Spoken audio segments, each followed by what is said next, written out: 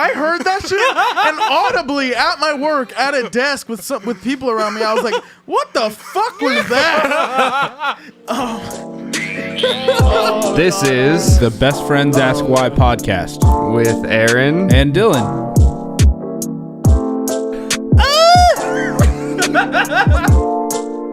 It's so tight!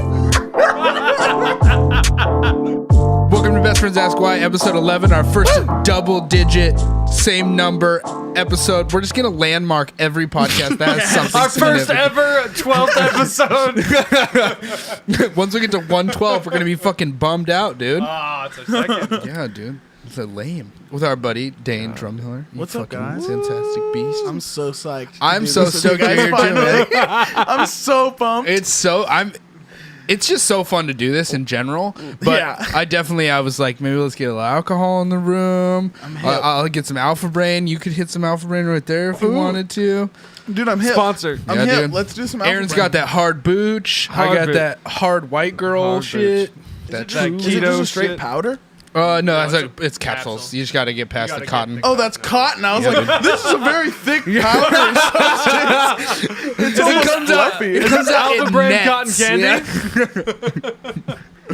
They just have like nets Yo, nets of herbs. It's the herbs that help This your is your brain. last The Alpha Brain, herbs. dude. I think there's some more. I can't do this upstairs. to you. Fucking order more. Just get it, dude. Get in there. We can just go to Alright. Sprouts and get some. They sell it at Sprouts They now. sell I it got at into it upstairs Sprouts? now. And Yeah, at Whole Foods also. What? Yeah, Like dude. all? Yeah. Wait, like Not all all on it products? Not or all of it, just but Alpha a lot. Brain? A lot. Most of it's it. They all- sell Shroom Tech Sport? Yeah, probably, yeah. Yeet. They sell all of, like the capsules pretty much. Yeah. I don't know about all of them. Well, Most of them. no. They sell on it MCT oil and stuff Yeah. there though. Wow. They've got some of the proteins. They got most of the way. Like Whole Foods, they started out in Austin, Texas. They had like a release party for Oh, it yeah. in Austin, Texas, and then now I'm pretty sure they're in all of them now. And Sprouts has got it too. Sprouts has got like a sick vitamin aisle. Yeah, Dude, they do. You want to hear like That's such a white person thing to be hella fucking hype. vitamin aisle Yo, is dude, so dude. lit. Sprouts I don't vitamin even- aisle's lit. I don't bro. have to fucking drive to Vitamin Shop now. I just go to Sprouts, dude. Go to that local farmer's market, bro. This is the whitest conversation ever. Three white dudes podcasting, and we're talking about Sprouts. yeah, we go like, oh, those conversations that regular people have. Let's put it on the internet because we're white. Yeah. It's funny too, because today I was just thinking about what your podcast really is, and it's like I'm so psyched for when like this catches like national traction, Yeah. and like a bunch of people from around like the country and like hopefully the world get to like come back to like these first episodes and like listen to Mike's episode. Yeah. like that's not a conversation you get on like a pop, like on like this like already national Yeah. like voice and like area. That's only a conversation you have between friends. Yeah, Yeah. for It's real. It's not a conversation you get, Yeah. like, you're not seeing that anywhere, like, in national news or anything like that, because people are so It's tailored. very PC. Yeah. and- yeah. Well, everything is like, even with the way that I format questions, they're so quick and they're set to have people reply in a very specific way. Like if you listen to, I'm a big fan of music, and then if you listen to like interviews of bands, like they Yeah. all say the same shit on every single Oh, yeah. one. That's the thing about podcasting is they're long enough. What's it like and- to be on tour? Yeah. Oh, God. It's like it's like touring. It's like a really long vacation, except for you stink. And you get to eat shitty food every Yeah. day, and your bed's never big enough, and it's Yeah. really great. It's so much fun. Thanks to every MTV reporter ever, I know exactly what it's like for every band to be on tour from now until the end of time. Like, Well, oh, even shit, it's the same? it's Yeah. even the YouTube people that are trying to do that shit. They ask the same stupid fucking questions. Oh, yeah. Yeah. Yeah, no, it's, That's the thing about podcasting, and I think I've been graced with the ability to have people be comfortable enough around me, and then so we haven't gotten into like getting Aaron's friends on yet, which I hope to in the future because Yeah, Aaron's those Fuck yeah. motherfuckers won't come on. because yeah. right now, Aaron's backstory is shrouded in mystery. To you guys. Like Batman before year one. Like, Oh, okay. nobody All right. knows. all right. I'll be Robin. I don't care. No, dude, it's... Fuck it. My suit has colors. I'm about colors. About that color life, dude. Have you seen the People of color. That's my way in now. No. have you seen the trailers for that DC Universe show Titans?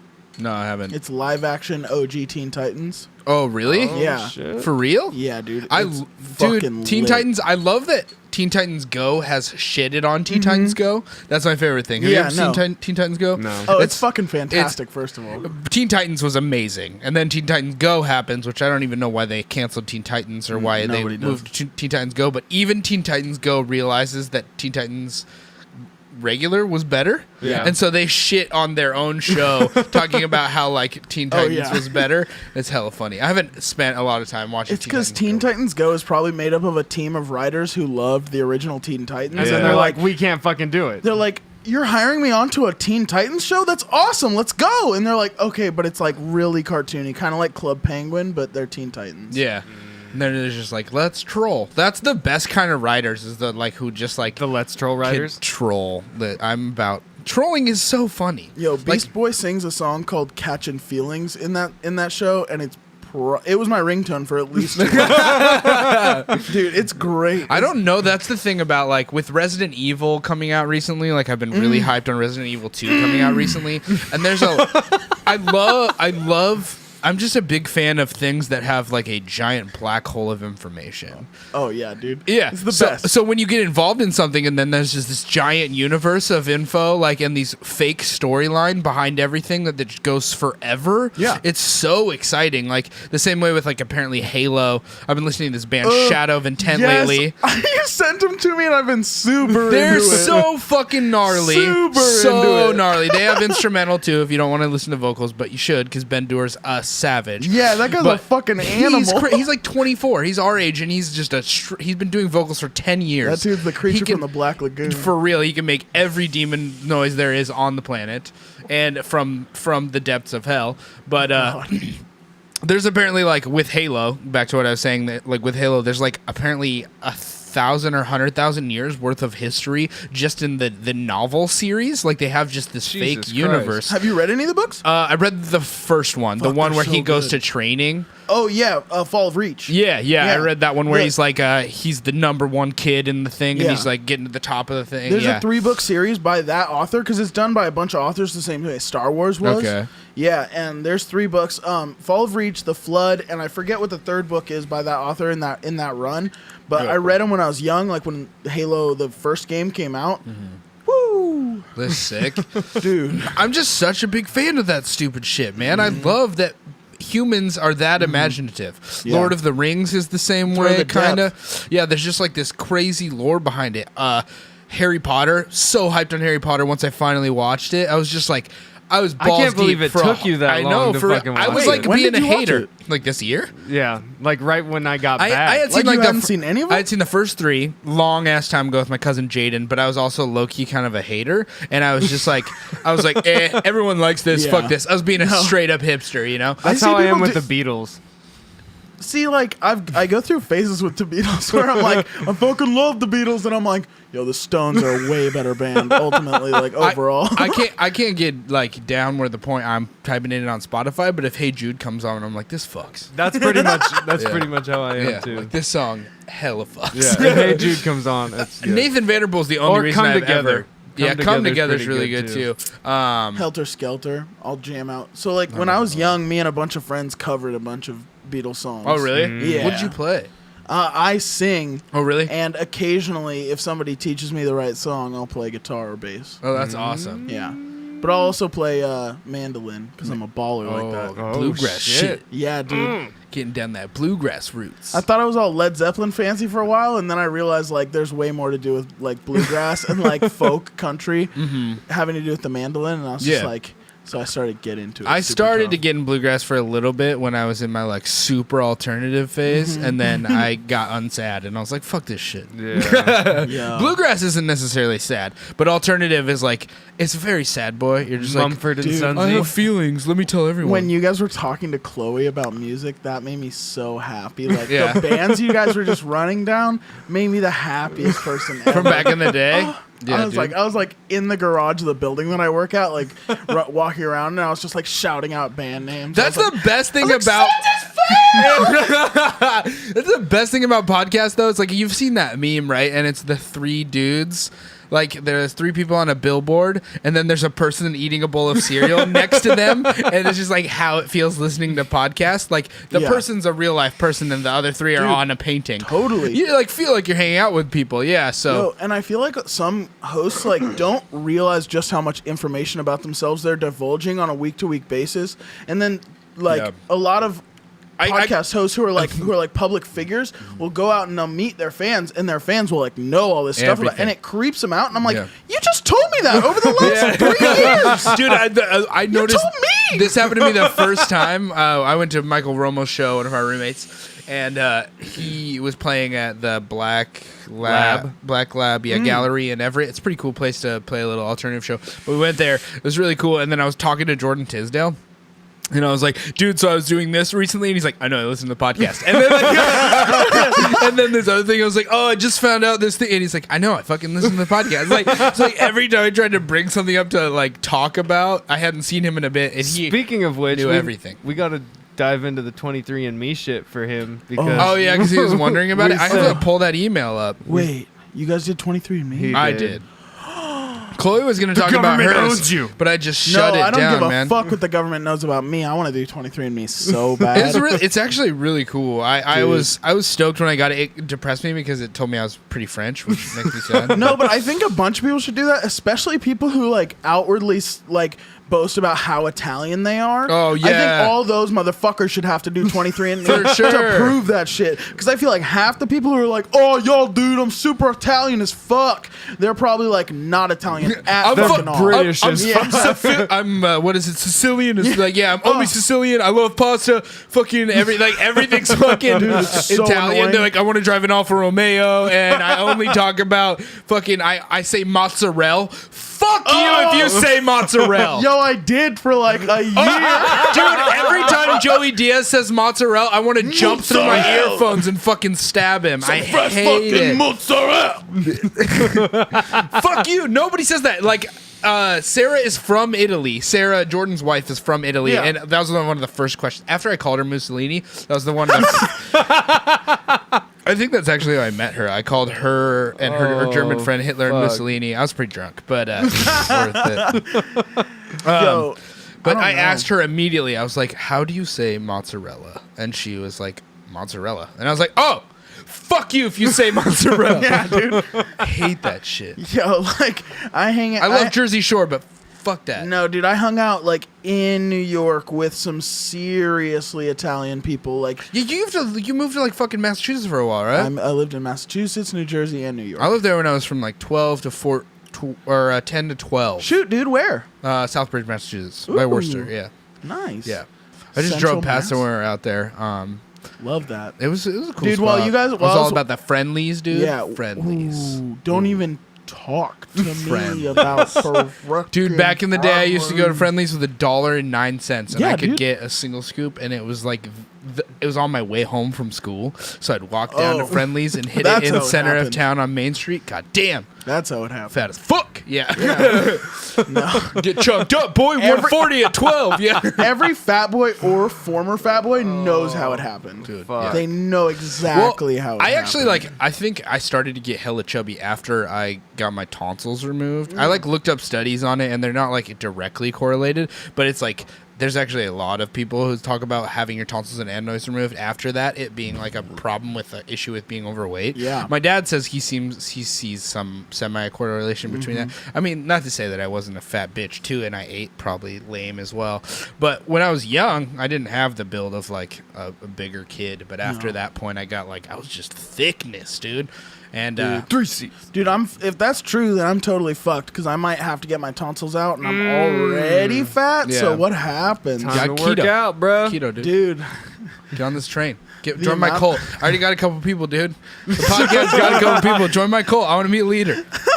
God damn it. Dude, keto is an undertaking. We're gonna get Aaron soon, so that it can be like a niche part of the podcast, so we can get just keto as fuck. I got fat from getting pregnant. That's how I Wait, got fat. what? Sympathy way, dude. Yeah, I got that sympathy Oh, pregnancy. for some reason it did not dude. process in my head. Like, that might have not been like it might have not been him getting pregnant. No, dude. Aaron Strands, you didn't know? Dude, all I'm saying is this podcast has made me a lot more conscious of the way I view everything, and therefore I wouldn't put it past Aaron to be trans. Yeah, Okay. yeah, man. Yeah. I wouldn't start calling you any other names. That's for sure. I actually like that's one of the questions. That's I a wrote big down. fucking compliment to like that we've had that much influence. Oh yeah, dude. Like I find Wednesdays being like such a refreshing day for me because I That's listen to awesome. so many like goofy fucking just for laughs, bullshitty like joking around podcasts that it's like. I really don't. Your guys is probably the most serious podcast I listen to. It's weird because I don't think we're that serious. Like, You're I mean, like not, on the but- podcast we probably are, but in our daily lives, it's I just am. like it I'm seems. serious as fuck all the goddamn time. Aaron's kind of cunty. I'm a little. He's always like a little cunty. salty, so I just buy him presents every once in a And I'm while like, so I can see oh. him smile. And he goes like, "Oh, this is great." Like he That's found so a funny. fucking snowboard, a Capita snowboard that's almost brand new at Goodwill for $25 What? Yeah. with forum bindings. Like, Literally, this shit- like on Saturday, he goes up to the mountain. We're big fans of snowboarding. We just like any hobbies that I make didn't us know. sweat. I had no idea. Do we talk about it on the podcast? I feel like we probably have a couple times, but all the fucking time. I can't wait till somebody listens to the podcast enough. Jordan says he's already working on it, but he's gonna make a podcast bingo. That's like all the things. And he said like every time I say keto, and I was like, do I really say it that often? He's like, fuck yeah, dude. Yeah, dude. I remember when you were afraid Say to a say lot. keto. Like, Yeah, I don't dude. I'm doing this thing right now. I don't want to First talk episode, about he it. wouldn't say keto. Well, I have this personality trait that whenever I'm excited about something, I want to just blurt it out Yeah. as loud as I fucking can. Like I go to the store and buy a megaphone, and I'm just like, "Ah!" like just No, screaming. dude, I whatever I'm love stoked that about. so much Yeah. about you because I just get like this. I have this steady stream of shit that Dylan likes. That I just like. It's like, oh, time to check the Dylan stream. I'm so Do I like this? fucking Do I like interested, no? man. That's my only thing is that I'm interested in stuff. I can Yeah. never say I'm like Yeah, amazing dude. at anything other than just being fucking interested. No, but shit pumps me up real quick. I'm glad. Yeah. Yeah. But Snowboarding. you're like a huge podcast fan, as I am. I feel I like poop my pants over podcast. so. I want to like talk about one. I just want to know like what are your favorite podcasts that you listen to? Yikes, that's so tough. So like every week when they all come Ask out, Why. like most podcasts drop on Wednesday because it's a great day to like you give somebody like the whole week.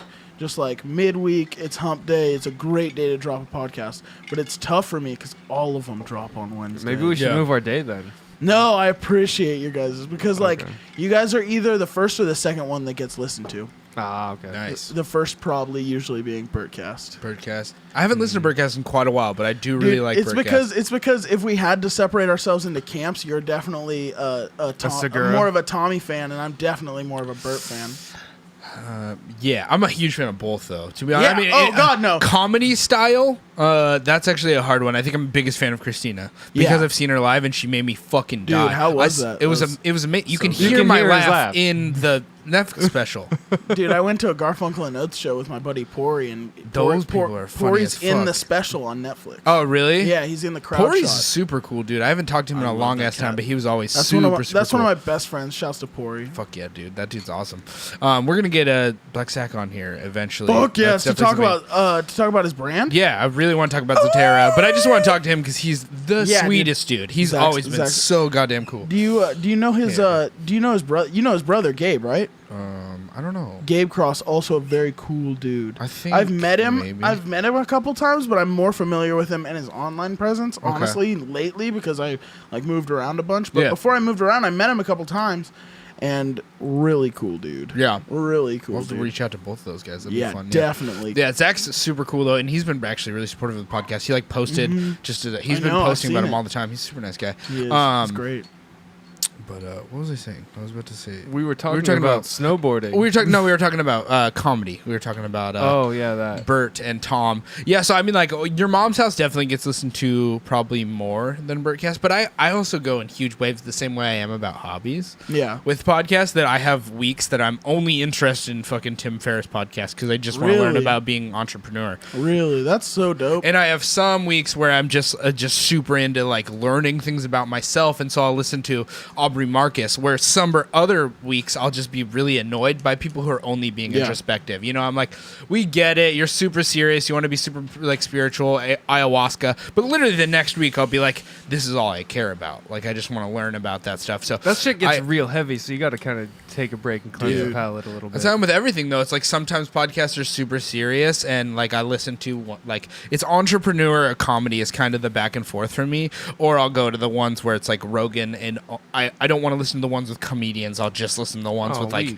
crazy and like interesting people. Like when Mike Tyson said he licked the toad, that was crazy. that was super crazy. And I just love like that. I don't want to make this a podcast about podcasts. No, it won't be.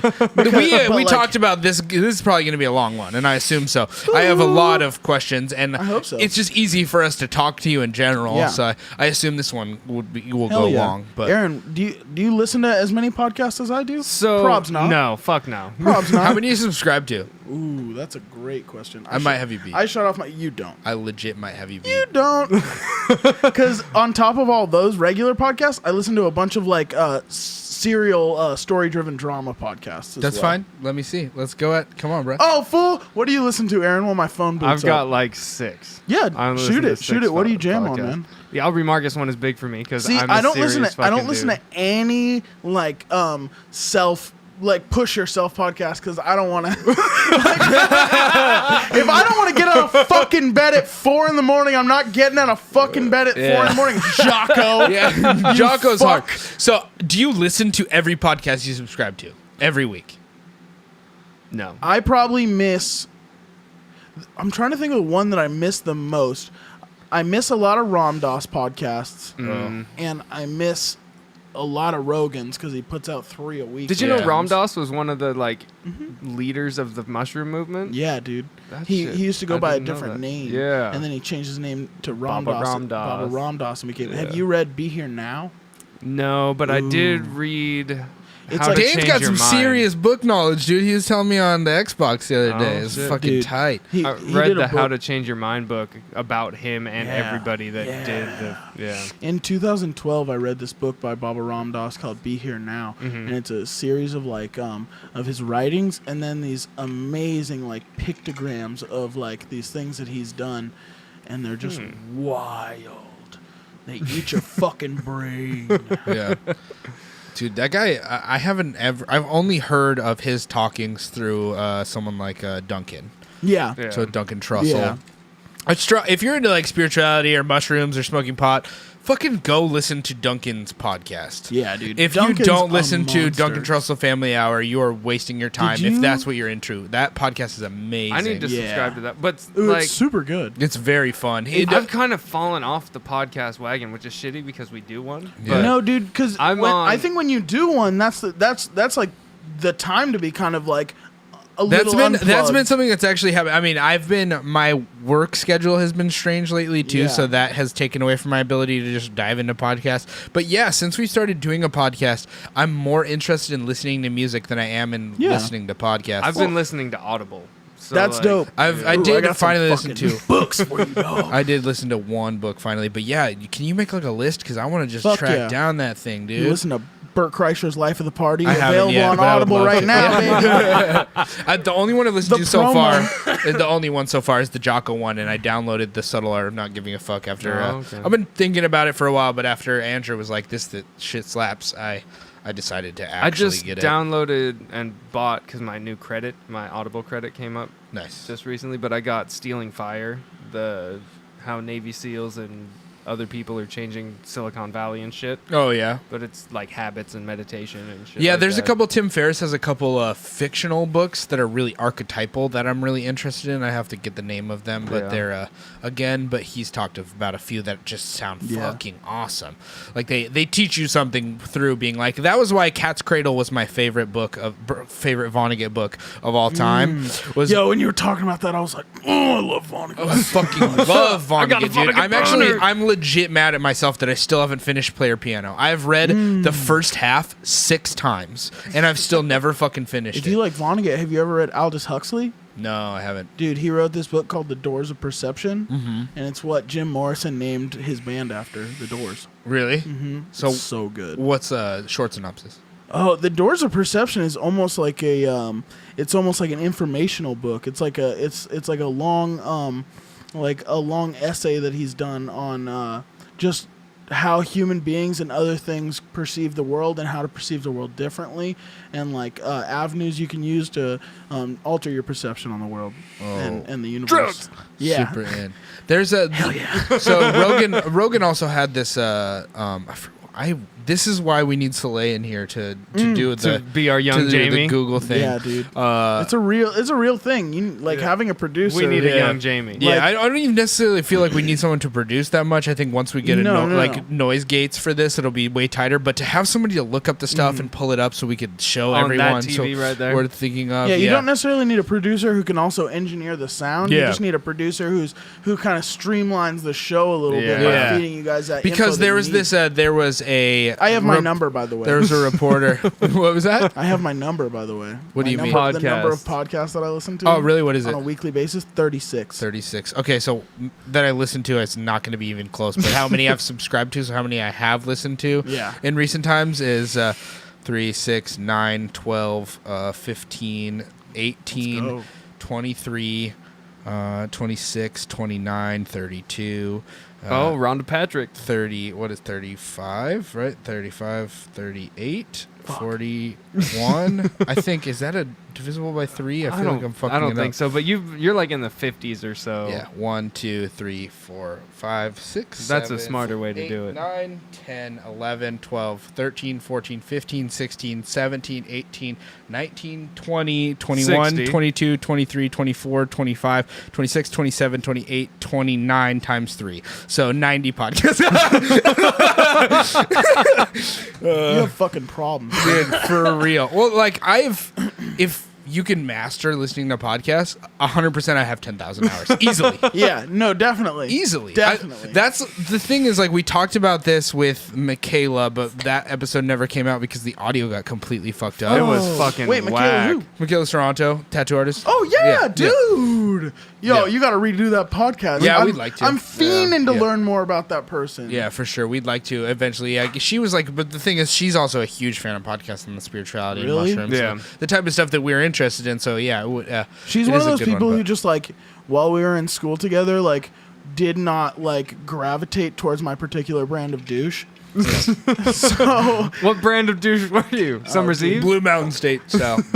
I love I Blue Mountain State fucking so love much. Blue Mountain State, dude. I started watching that while I was in tech school. when and it was a fucking Thadland came out on Netflix, I was screaming. I was so excited that there was more Blue Mountain State to watch. Do you watch Brooklyn Nine-Nine? I adore Brooklyn Nine-Nine. Am So I you've watched caught the up? new season? No, I'm not. Well, I'm the not. guy who plays Thad is in the new season. One Yes. episode. One episode. It's a cameo, but it's really fucking Cannot wait. But with podcasts, I think people, it's easy to listen or to have people who are podcasters or people who listen to podcasts on, because I feel like that type of person is so thirsty for knowledge. Oh, fuck yeah. Like dude. thirsty for information, knowledge, for laughs. Like your music. And you know how a podcast works. Yeah. And how it should flow. Yeah, And shit like for that. sure. But the way that I feel like podcasts have taught me, I have these 90 podcasts that I've listened to because for 90 different times in my life, I was craving something different in terms of knowledge.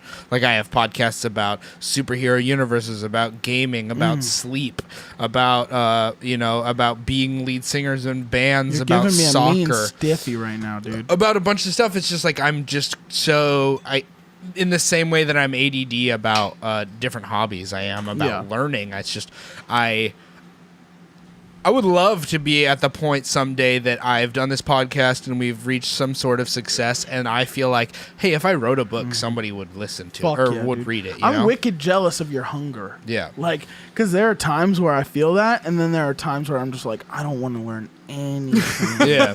Teach me virtually Well, that's what I mean. Your Mom's House, I don't listen to it because I want to learn shit. I listen to it because I want to howl laughing. Well, that's one of those things is like Your Mom's House is definitely like, so it's like listen to versus watch now, kind of, because all the solid podcasts have an accompanying YouTube channel. Shout out Your Mom's House, because like theirs is like the one of the few that I really, really jam on, that like I'm to the point where I have to watch it on YouTube because the clips, like, dude, I can't just listen to some dude put a dildo up his ass. Yeah, like you gotta watch that shit. Uncle Terry, it's dude, fucking gnarly. Get it, Uncle Terry? Cool Guy Club. I do find myself listening to it and then Googling the YouTube and finding the timestamp so I can see what the video clips on YouTube. Yeah, so it's I find what the person looks like that is just atrociously ridiculous in my ears. Dude, I'm psyched that they got Dr. Drew to do a podcast though. Yeah, I haven't listened to it yet. I used to listen to him on Loveline every night. Loveline, do you guys remember Loveline? I like Loveline, or I like Dr. Drew, but I also think I have.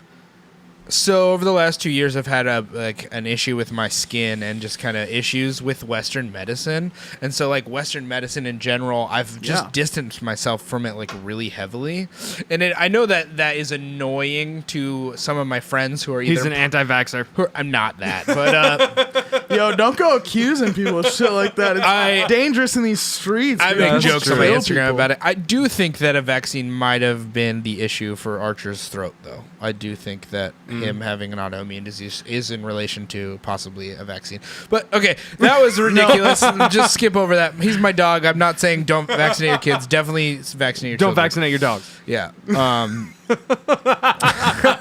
Anti-vax dog dad. Yeah. Stupid. But I've distanced myself from Western medicine. That can be like difficult for some of my friends who are really involved in the Western medicine like path of learning how to have their careers to be involved in that. But I've found so much more help through natural, like through red light therapy and through phototherapy and a healthy fucking diet. Healthy diet. Yo, but I don't think it's fair for somebody just because they went through like 10 years of med school and became a doctor to be like, yo, it's kind of a slap in my face when you talk about Eastern medicine. Yeah. It's like, yo, whatever. That was 10,000 years, Yogi bitch. shamans have been going through shit for like... It's that classic red versus blue shit, though, where you like... They might be right, but it's really difficult for you to be very... Like, you've spent years of your life studying something to be prideful and be like, no, that shit works too. Yeah. They're just like, nah, fuck that. We're better. Exactly. Well, the problem with Western medicine is it treats the symptom, not the problem. A lot of times, so we're all about symptoms.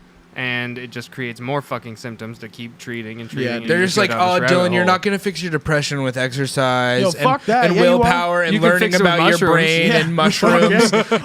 Mushrooms, ketamine, LSD, whatever it is, you know, all that stuff. They're just like, hey, go get fucking Prozac, you know? Yeah, dude. And that sucks because, I mean, my brother is taking the Western medicine path through depression. He's not having a good time of it. I don't feel like really anybody who to watch. deals with depression with medication really has a great time with it. I think there's definite people who there's people who see positive chemical results. imbalance and SSRIs are like really needed for them to see that balance But it's also back. fucked up that those things have a side effect of suicidal thoughts. Yeah. Like that's what the fuck. I definitely wish I knew more about that in talking about it. I do think that it's a net positive, like I feel like, but I also feel a lot of people, we live in a culture of ease. Yeah. We live in a culture of everything. That's the fucking problem, is that we need to struggle. How do I fix myself being tired? Is I drink more energy drinks. I don't sleep better. I almost brought over like a gigantic energy. I was like, no, I still got to get up for work tomorrow. It's just, but that's the way we deal with things, is an easy fixes and just, you know, even like instead of quitting cigarettes, I just switched to this robot dick. There's a bunch of. I've been thinking about quitting the robot dick. I'm not gonna really do it. Fuck that. See, like, It's such a difficult thing to like. It's my one vice in life. See, I wish I could say that. That annoys Ben. That when I just did that. I'm probably gonna keep doing it when I talk a mouthful with of vape in my balls? mouth. Why does it annoy him? I don't know. He doesn't lock the ball. Why does it annoy you? Like this into the microphone. Is it because it sounds like there's a piece of construction paper between you and the fucking mic? I'm sorry, Ben. Yeah. But I want this to be as enjoyable. For everyone else I as would it is say for that me. it is my one vice. Other than Yeah, occasional, I get real hankerings for ice cream. But Yo, but in a world of heroin and meth overdoses, Yeah. ice cream don't fucking matter. Like when I at was least I don't do opiates. Get off my back. like when I was in LA, I saw some shit that made me not give a fuck about my eating habits. Yeah. Like, whoa. Yeah. The only reason I care about my eating habits is because of how much I feel better about myself when I'm Properly taking nourished? care of Fuck yeah, myself. dude. That's Not it, even too. properly nourished, but when I just feel like I'm actively doing something to better myself every day. Yeah, dude. Like I look in the mirror still every day and go like, you got some work to do. But when I realize that I'm like, you have done some work up to this point, I feel okay. Versus like back in the day, I'd just be like, what the fuck is wrong with you? And I'd honk my own tits, you know? Dude, I hunk my own tits on a regular. Yeah, dude, Yo, all I the had a time. very fat white dude moment earlier today. Yeah. And I was and I'm excited to come tell you guys about it. I was like, after the shower, I was like sitting on my bed in my underwear, and I had like my leg up like this, and I was like drying out in between my toes, and like I just saw like the fold in my thigh meat. And then I saw one ball flop out of my like boxers, and I was like, "Oh shit, I'm really fat and white." I was blown away by. Dude, it's like I've legit lost one of the kettlebells we have in the garage that we were using today to work out. How do you lose it? No, I lost that much weight. Oh, I thought you were like working out so hard that you just put it through the roof, put it through the ceiling, I'm so and just, like, jacked, to the yeah. moon. You're just doing serious fucking workouts. You're like, no. Up to this point, literally in a couple months, I've lost a kettlebell's worth of weight. That's raw And as it's not like fuck. something that I realize They have constantly. 5-pound kettlebells though. So. Yeah, I understand that, but it's a 35-pound Oh, okay. kettlebell. Looking at yourself every day, do you really see it? It's been long enough between a huge jump that I'm starting to get Plateauy. no, I'm just starting to get body dysmorphia about my current state. But Ah. if you look at the pictures of what I was like, Because you're beautiful right now. I've lost a lot. Thank you. I'm to the point where there's a lot of people who are around I know that's me. kind of the enemy right now. Like people telling you how beautiful you are, but Well, I'm still in the stage where I'm like, fuck you, I still got a lot of work to do. Yeah, like of I course. have a number. Ju- I have. I think what's most important about that is as long as the work is 100% for you. Yeah. And as long as every bit of that work makes you feel better about Yeah, you. it's not because And- it's not to. Yeah. I want to look in the mirror and go like, man, you're doing your job every day. Yeah, I don't dude. want somebody to be like, man, Dylan, you look really good, because I could find a stage of person who's going to tell me that at different stages. But I promise that once I get to tell myself that, I'm going to feel so much tighter. Yeah. Like I'm going to be like, I'm probably be an egotistical cunt once I get there, but I'm going to just be so excited about this new. I want to be the best version of myself that I can be, and through the podcast, I'm doing that. I'm trying to do that mentally because it forces me to schedule things every week I have to do, and Yeah. I have to learn from certain types of people. But with the diet thing, it's so easy to slack off that like I have me set about it. serious goals for myself that I just like I have to get it done. Yeah. And and this is a way for me to be able to tell everybody when I fuck up too, Yeah. which is cool. Aaron, when you say you were fat, like what do you really mean though? Like, I was up thick. at like 260. oh, there you go. Yeah. I could show you a picture. Rock and roll. Yeah, I was Rock and roll. a You're chunker. you're getting towards the Guy Fieri area. Yeah. He was. I think his build was always better than mine, but he was definitely like we were both I pretty was big I was kids, a little man. plumping. Yo, I think Travel Channel chefs, the fluctuation in weight for like Travel Channel chefs Yeah. is the funniest fucking thing in the world. Because they like, their job is to eat, but then in the off season, Travel Channel like puts them on a serious diet and yeah. exercise regimen. So they just yo-yo for years, traveling the world. What's eating the man garbage. versus food dude? You could just see Dude, him from the Adam beginning. Richman, bro. He had to stop doing the fucking show because he couldn't couldn't fucking deal with it anymore. Yeah, well, I mean, you're both traveling and eating copious amounts of food. Yeah. So I can see how when that'd I be get off an airplane, I know brutal. I gained 10 pounds on the airplane. like something about this gravity just fucked my body up. Something about the gravity. Yeah, so here's a picture of Aaron and me back in the day. I'm so psyched for this. Oh, yeah. The army definitely helped me Trimmed a him whole out bunch. heavy. Which picture is it? Dude, you look like the kind of fucking good old boy that you meet at a bar that you're not psyched to meet. Me? like when I'm driving through Montana, I always seem to run out of gas at this one spot. And that's the kind of person And that's that's there. the kind of fucking person that's there, and they are not pumped that you're at their bar / single pump Rocking gas the faux station. hawk. Judging what you they're drink. upset. Jesus Yeah. Christ. That's great though. Yeah, we were both pretty thick, man. I mean, I think that might Thick be like boys. the thickest picture of me. I'm trying to see if I can look at that find- face. It's all round.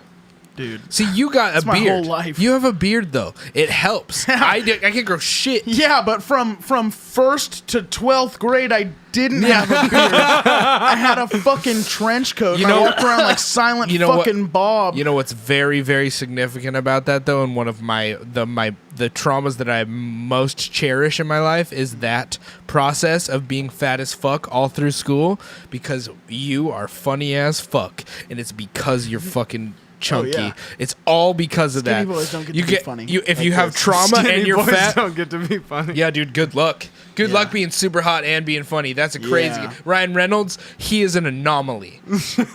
Don't even get Well, me he also fucking had started like crazy on anxiety Ryan and Reynolds. shit. Yeah. Yeah, like, but definitely, like, being funny, definitely, I feel like, in one way or another, comes from learning how to laugh at yourself. Yeah, Like, for sure. You can't be funny about other shit with, That was the oh, peak of the thickness.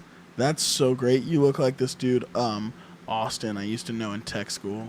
Yeah, Yeah, I'm a he had pointy fingers. Being self-deprecating is like the trigger for funny, I feel like. Yeah, Oh, for God, sure. yeah. Eventually, after you figure out how to roast yourself as hard as you can, then you figure out how You're to like, some of these jokes kind of work on other people, too. Yeah, let me turn this around. I Finally. just thought of this. I can call other people the same things I call myself. Oh, yeah. So, yeah, that's one thing that's very Fuck fucking yeah, dude. helpful about being fat. But I had another question. What is like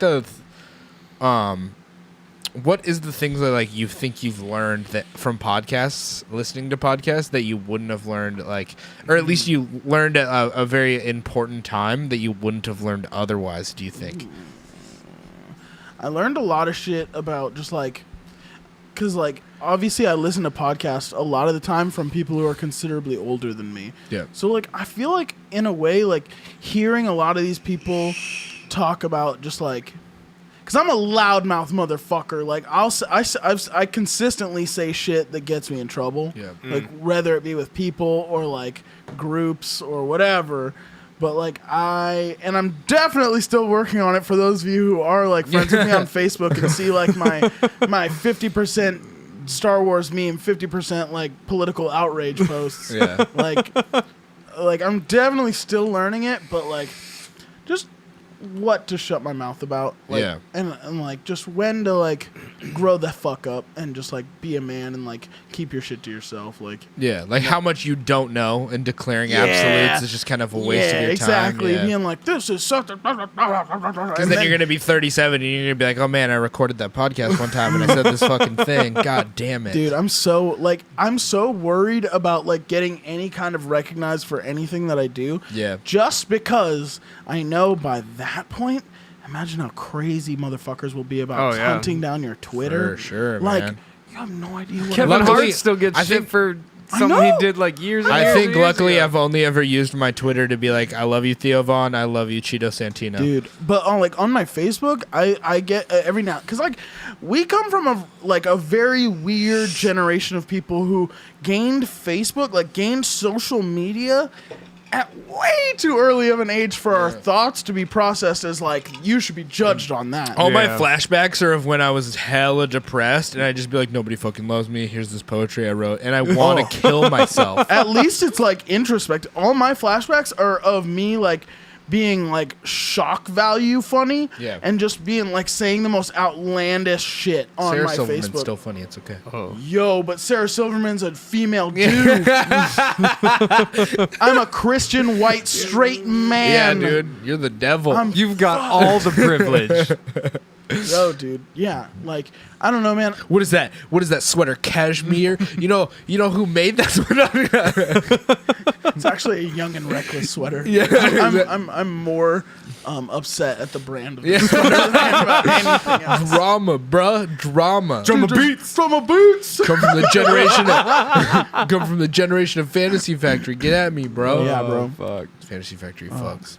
Hell yeah. So that's I actually got this at the Dream Center for Christmas. Oh. So that's one thing I want to talk. So did you get in podcasting before the Dream Center or after? Before.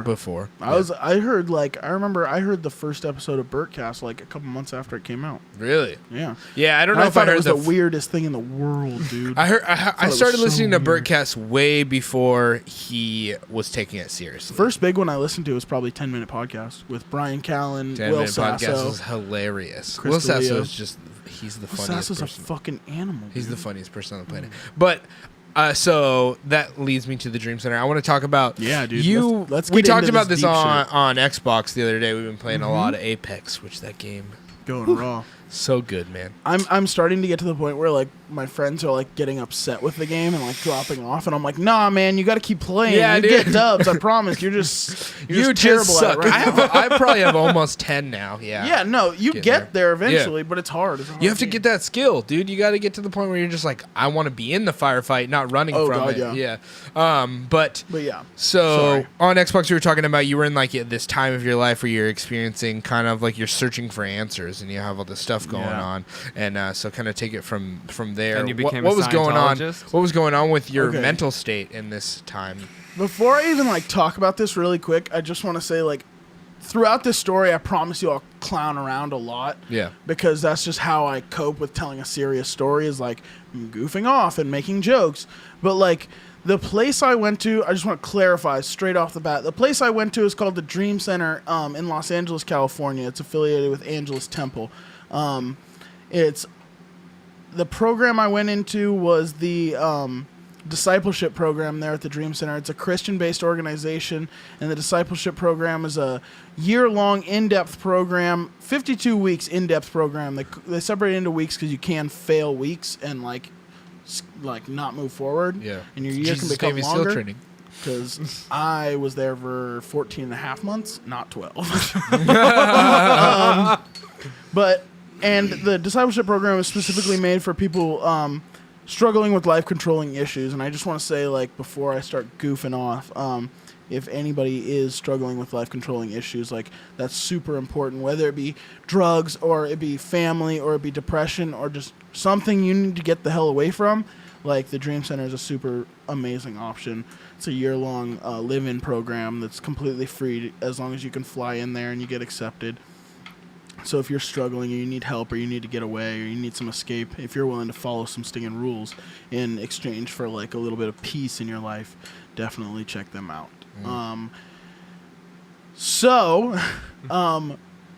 I had been getting back into church. Well, okay, so I had been... This is after tech school. Yeah, This is after you tech come school. back from Massachusetts. Yeah, so I moved back from Massachusetts, and I had 2 jobs and an apartment on my own, and in a matter of like 9 months, I lost both jobs and the apartment. Oh, dope.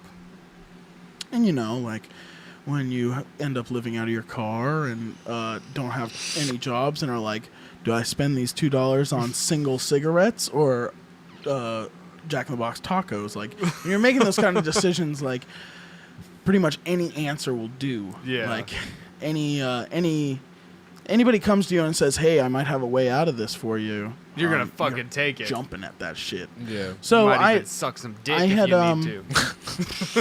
And he That's did. another He story, shucked bro. Jesus' That's another story. I'll tell you later. But so I had, while I had that apartment still, I had a friend of mine. I don't really know how much any of my friends really want to be talked about, especially people in You can just say the church. a friend of. Yeah. So a friend of mine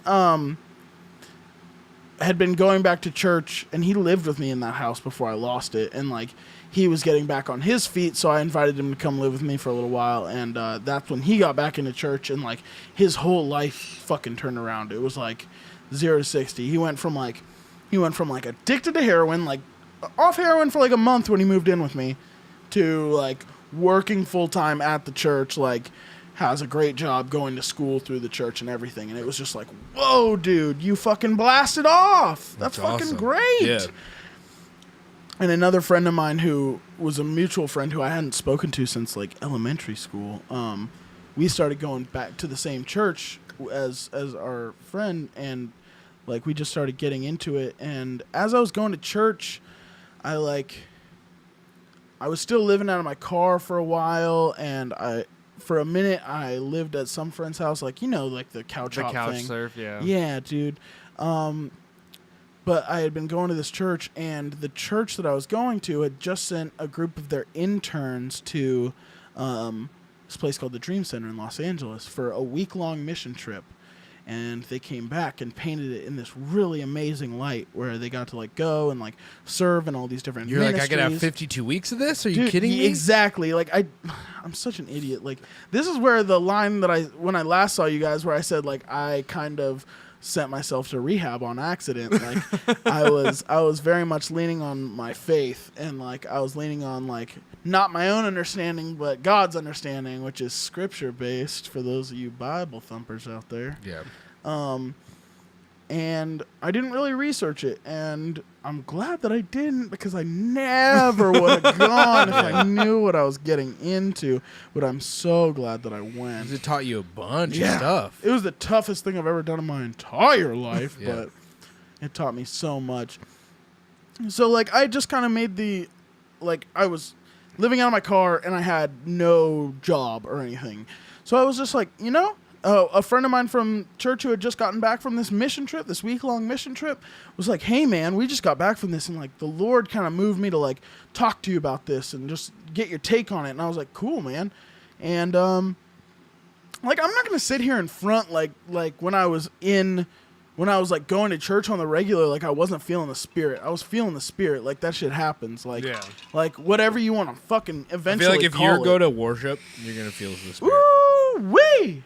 Yeah, dude. Worship. I think music is we've talked about this on the podcast before, but it's probably the purest place I felt God. Music so, is a powerful medium for spirituality of any kind. Especially like youth group, when you Yeah. like, especially if you're at the right church and they're like, you need to listen to this, try and like just get everything that you have off your chest, you know, pray during worship, whatever it is. You feel like it's a powerful, powerful substance in that room. Well, yeah, throughout time and throughout every culture on earth has used music as a medium for spirituality. Yeah. Like Yeah. every culture. That's like why Christian metalcore is fucking gigantic. yeah, man. It's serious shit too, man. Yeah. I dude. love it. We'll talk about that later. Yeah. So I didn't have any bills, and I didn't have anything holding me down on account of I was homeless and jobless.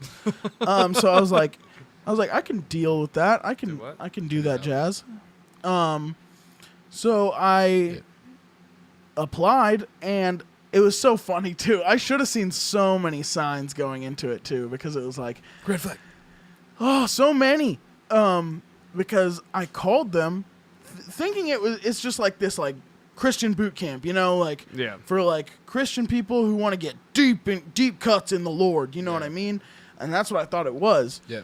And I wasn't doing the research on it. So when I called them and like applied and everything, they're That's like, something I'd never do. This whole interest thing that I do, I would have been on their website and hit every single tab. I would have watched YouTube videos about it. I would have everything. If you go to their website now, and you go to the discipleship tab, you get a picture of this guy. Oh. Yeah. And that they're going to listen to this podcast and be like, we got to get him off here. Get him off. Dude, I know. It's so funny. The program failed. But yeah, so like I decided, because I had no bills or anything, I called them, and they accepted my application. And they're like the intake guy was like, when can we get you in here, man? We got to get you in here. And he was very adamant. And I was like, well, I got stuff going on. I got to get like a surgery in a month. So I was thinking like it was like March or April or something. I was like end of August. And he's like, you'll die by then. And I'm like, what? But he was just he like, thought you were on heroin. yeah, he thinks I'm out here in the streets like doing meth. And I just didn't make the connection that that's probably what he's used to. Why would I die? I mean, it's not going to get that cold. We're in Yo, I Washington. know. But so It's also summer. I just kept checking in with him because he was like, "There's a wait list, but we moved you up. You can come in now." And I'm like, August. And so I just kept calling him and being like, I'm still there. I'm still available. I'm still wanting to come in. So I get like the surgery that I need to take care of. How many months between when he started calling you until you're gonna die? And Probably you went? 3. Okay. So he was probably pretty worried. You're about in your me. car the whole time? No. Couch surfing at this point. So in the time between when I applied and when I actually went, I ended up getting another job, moving back in with my mother, who's separated from my stepfather, and her and my little sister moved back here from New York. Okay. And so I moved in with them to help supplement rent and everything. Ooh. And so I had a job. I was living with them, but my mom's rent was coming up, and I was like, this is the perfect time for me to go. Like, my mom's lease is coming up. It's going to be over. She's going to move into a single, and my sister's going to go to school, and I need to be out. Yeah. So I went there. So I finally was like, I'm ready. Let's go. So I bought my ticket, and my bags are packed. I'm ready to go. I'm standing here outside your door. That's a jet plane.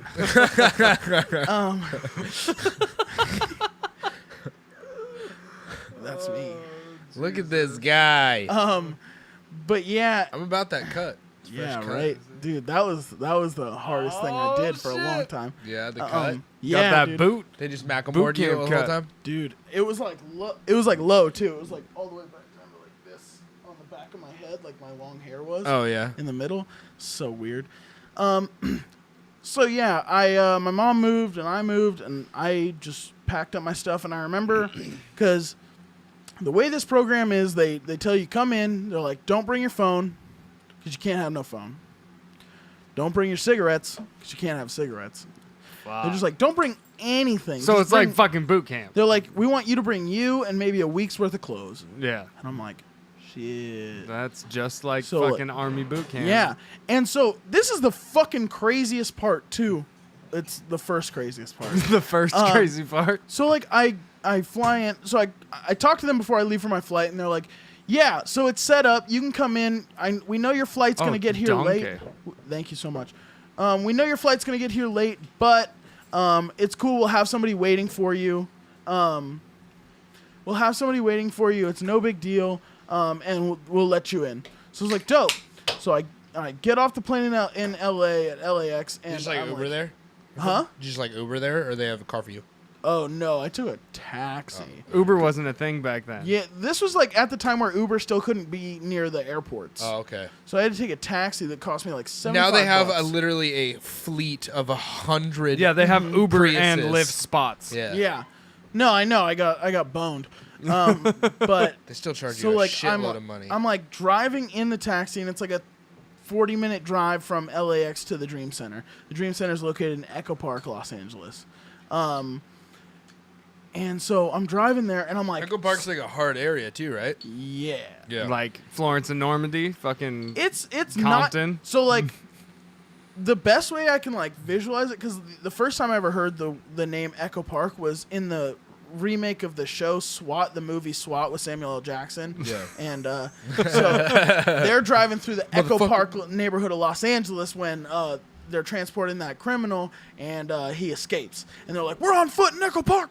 And I was like, oh shit, it's Echo Park. I'm in Echo Park. They're on foot. Then They're I on get foot there- out here. then I get Lisa, there- yeah, used to always talk about his girl lived in Echo Park, and he's Yeah. like, she always makes me go down there. Then I get there, and it's kind of just like really hipster. It's just like yeah. it's not the They took There's over. still some rough spots in it, but like you can walk around just Gentrification. fine. Yeah. Like, But you can I feel- also get a craft beer. Yeah, exactly. I feel a lot more comfortable in Echo Park than I do in a lot of neighborhoods in like Dude, Seattle. it's just really eclectic. Yeah. You can get stabbed, you can get heroin, you can get micro. Microbrew.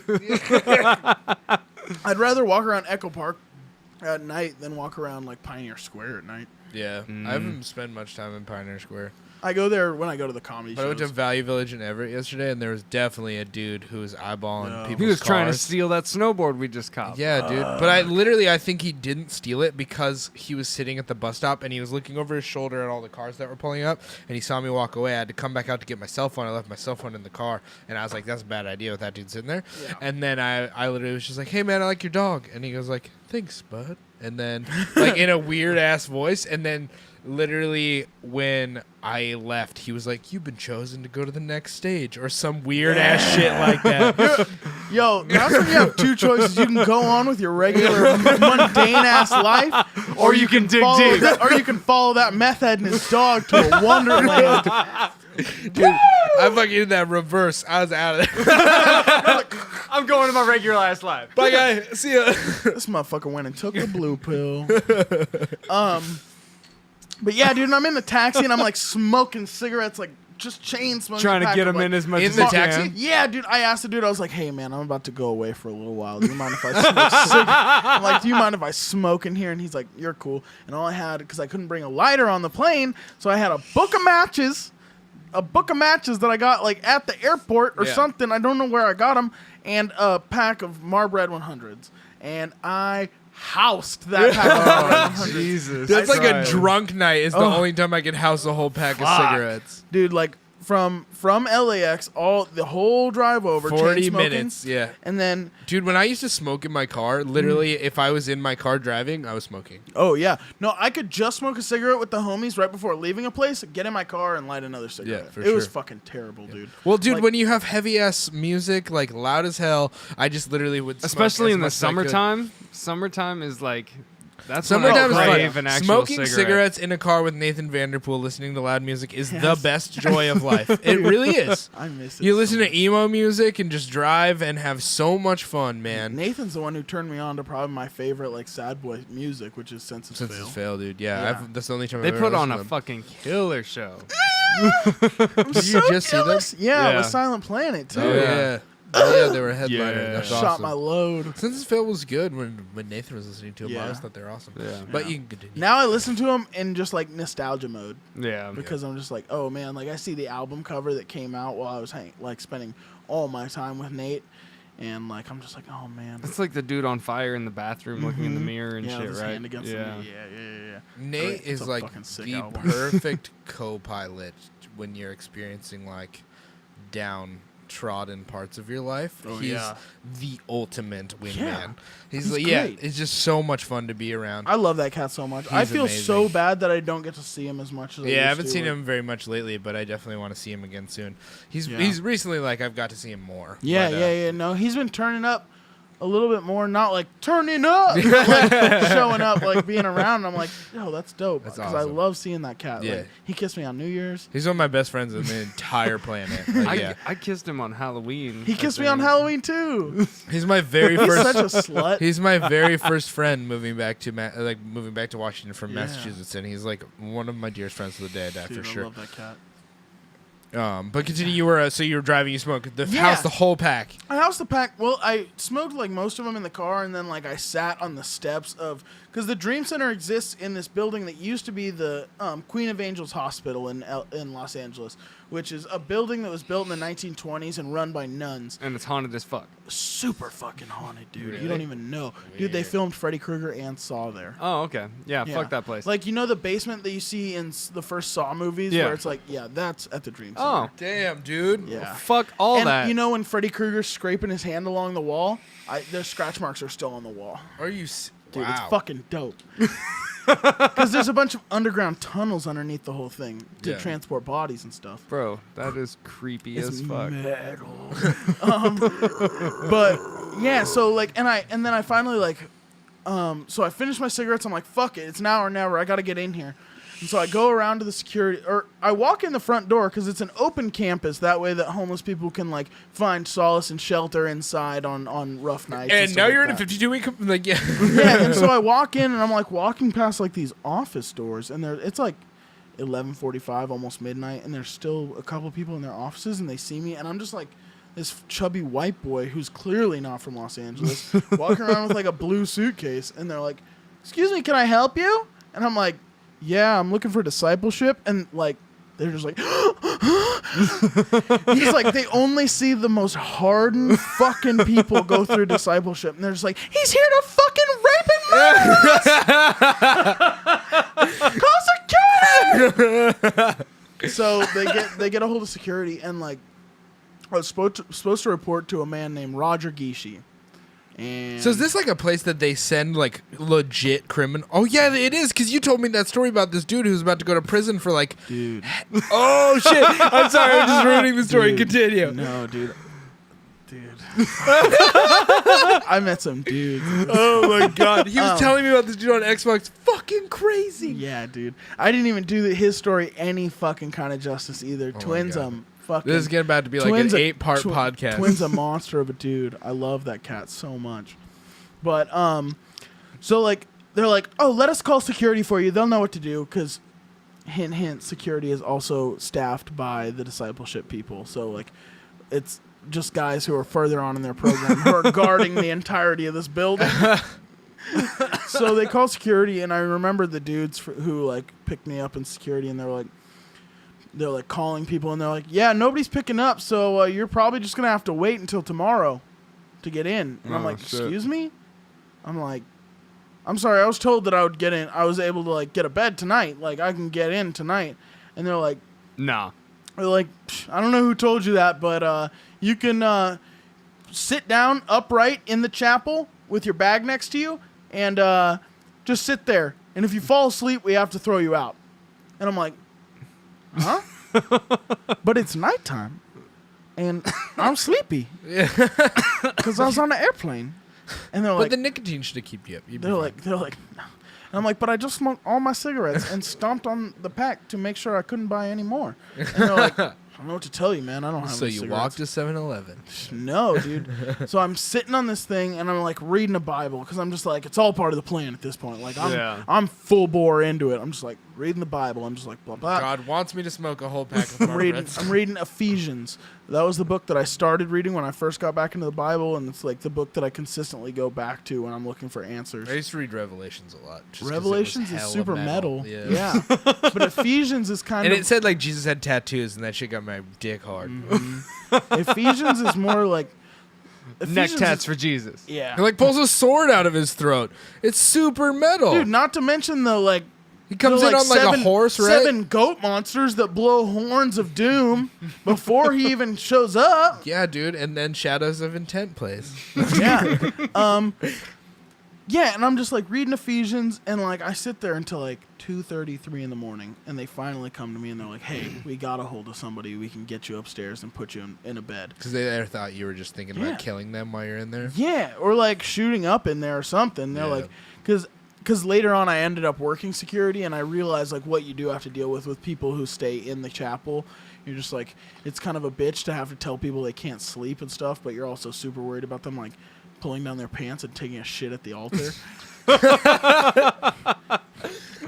Wow. So they finally got me in, and like Mr. Gishi is the guy who handles the intakes, and he handles everybody who goes through discipleship all the way through. Is he a samurai? Dude, Mr. Gishi is something else, man. This cat, like, just like all. If I had to pick out like 5 people who altered my perspective on how the world works, Gishi would be on that list. Yeah. He is a very intense dude. He's one of the smartest people I've ever met in my entire life. Super loaded, but you would never know it because he wears the same fucking jean shorts and blue striped polo every day. And Steve Jobs, dude. Yeah, dude. This guy, he was a fucking genius. But, like, I really caught wind that, like, something was wrong. Like, I was not in the right place. Like, I was not in the place where I thought I was. When they brought me upstairs, and there was an in-house security guy who looked like he wanted to kick my ass and eat it at like the same time. Like he was wearing like short shorts and like a really tight blue polo. And he was just like, all right, man, I'm taking you in the bathroom. I got to search you. I'm like, excuse me? He's like, yeah, man, I got to search all your stuff. We're going to take your bag and we're going to put it in Gishi's office and then we'll check it tomorrow. But right now I got to search you before I can put you in a bed and whatnot. And I'm like, oh, shoot. So I'm like taking off my shoes and socks. I'm stripped down to my underwear, and you like hold your boxers out in like a ring and like ring around your waist so nothing, you don't have any like drugs or like whatever. And I'm like, if I had drugs, they would be firmly planted up my asshole. Thank you very much. But he wasn't willing to look there, so That Got was in there for with his later. tongue. yeah, I know. So after he searched me adequately enough to realize I wasn't hiding meth in my folds, he was like, all right, cool. And then Mr. Gishi is like, the first place you go is called ERC, Emergency Resource Center. It's for intakes, people who just come in who are like, we're getting them sorted out before they go into the real program. So it's like 1 week in ERC, 4 weeks in orientation, and then the program. So that's added to the 52 weeks, or it's just part of it? added. Added. They don't Shit. unadvertised. In there. Damn, dude. Yeah. So I'm already at a year and a month. Yeah. So, so they get me into the ERC, and it's a bunch of people who are like, it's rehab intake, it's detox. These people are like writhing in their beds from like, God like damn. they've been kicking heroin for 2 days, And you're just like, what's going on? And Mr. Gishi brings me in, and he like sits me down at the table in this dark room full of bunks where people are like sleeping or like trying to sleep, and like he opens up like this styrofoam to go container, and it's got like food from the kitchen there that night, and he's like, here you go, I brought you some dinner. He's like, you're probably kind of hungry. And I was like, yeah, I ate on the plane, but you know. It was JetBlue. I was flying not first, but not the worst. Like I'm probably the only person who's come into the Dream Center In with like business class, yeah. 52 channels of DirecTV on the behind me. Felt like a total asshole. And I really realized what was going on when he I start eating, and he puts his hand on my back and he goes, "You're safe now," and I'm like, Oh, shit. I was kind of safe before. I was super safe. I was totally fine. I've never been not safe. He just had that voice who's I'm read upper middle 10,000 class. pages. Yeah, Yeah. dude. This Ishi's a serious dude. But so yeah, and that started my program, and basically from there it is. You didn't have any problem with substances. You've always been like a party guy. Like you just have fun. You're like a Bert but not famous. Arguably, I would say He's and, my side of the road, Scott. Like he is my yeah. Scott Lujan, just the other side of the road. I don't know that reference, but yep. Aaron's best friend, Your Scott. lot, Suhan? My lot Suhan, yeah. Aaron's best friend, Scott, is just like always great stories. Insanely fun to have at a party. Just a very nice, fun, like intelligent, but like he shows that he's joyful more than he shows the intelligent part kind of like guy, you know?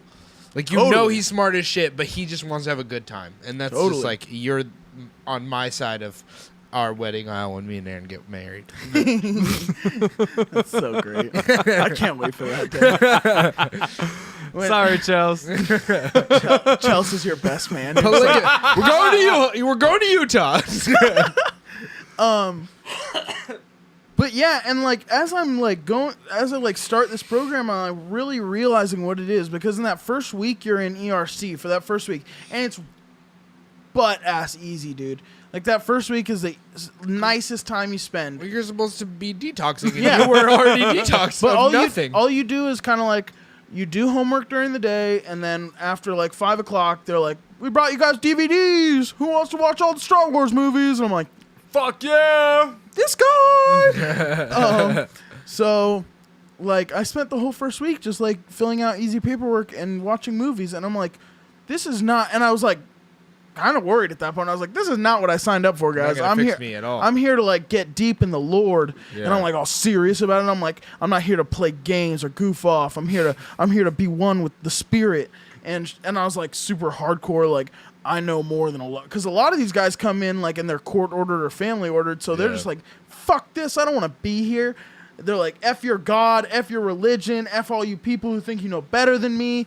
They're like all up in their business. And I'm just like, I'm already a little in the word, you know. Like, what's funny about that, shit. though, what seems to me is that the program is so intensive that those people who are like, fuck that at the beginning, probably by the end are like, I love God. Off. I love God. Like, but with you already loved God, and then they put you through all this bullshit that by the end you're burnt. like, what's going on? Yeah, you're a little jaded. Out. Yeah. And that's what happened to me, too, which kind of sucks. Like, looking back on it, I definitely wish I could have done a lot of things differently while I was in the program. Yeah. But circumstantially, I did what I had to like survive, and like used all my greatest coping mechanisms.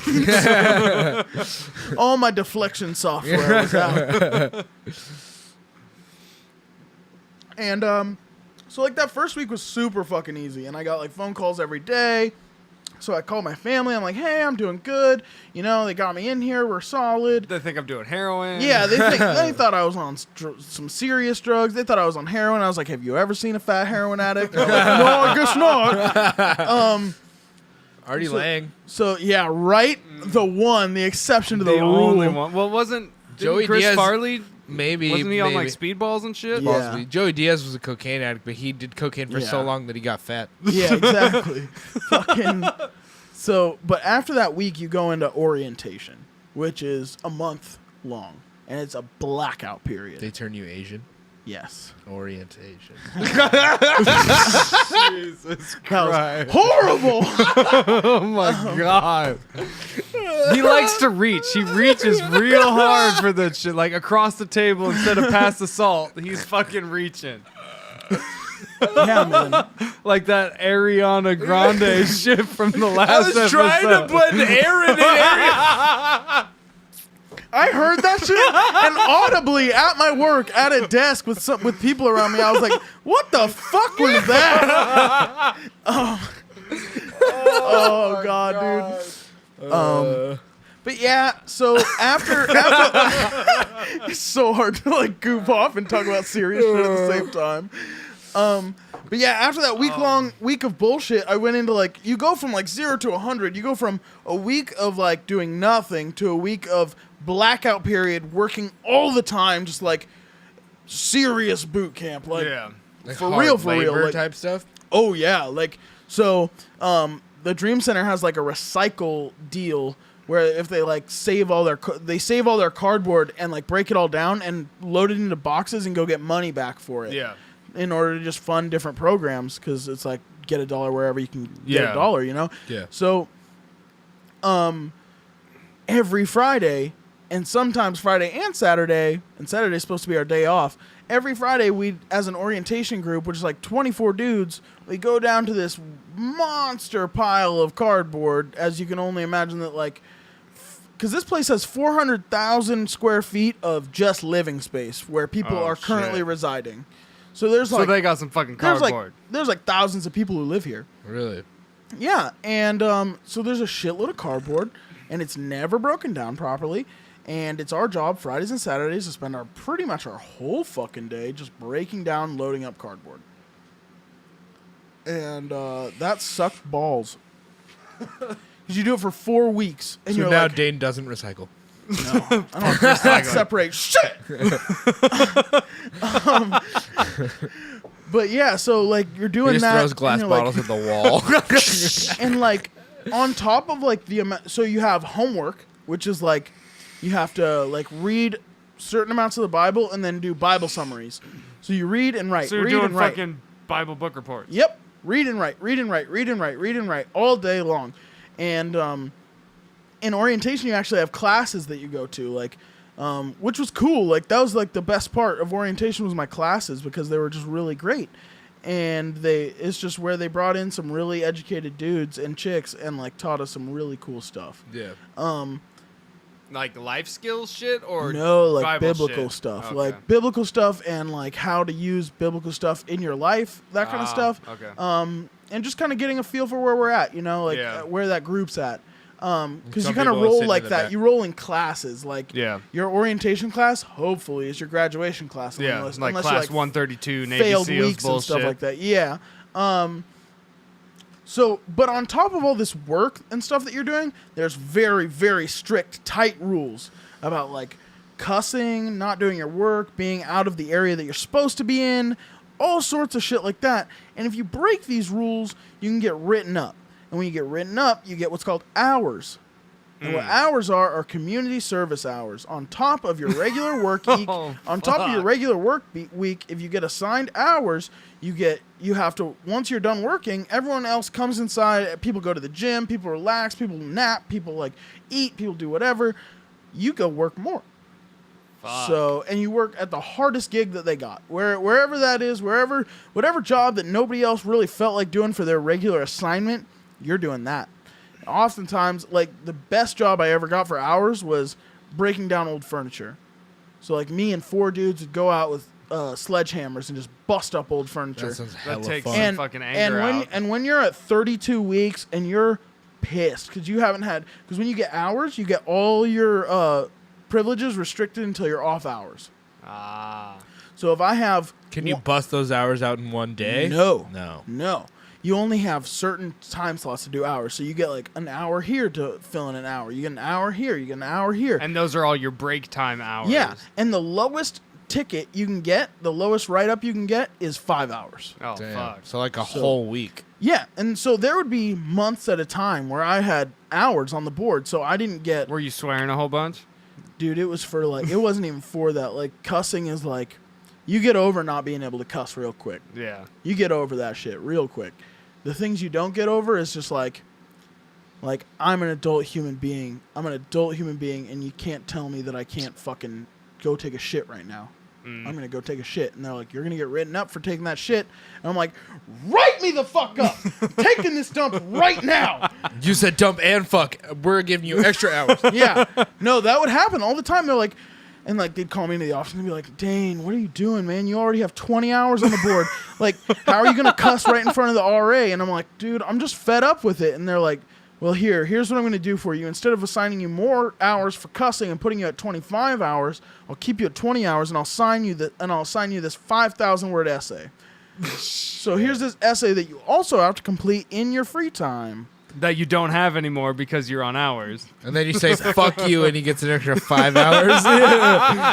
And this essay has to contain 5,000 words. 5,000 words is a big one, just so we're all clear. Like I'm not busting out 5,000 word essays. It's like usually 1,000 to 2,000 words is a really just for average amount. a reference, in the Army we got 1,000-word essays. Yeah. For fucking like dumb shit, but that was the max. I never saw anybody get over 1,000 words. Yeah. And that was a big deal. The written punishments you could get were essays and rewriting the rules.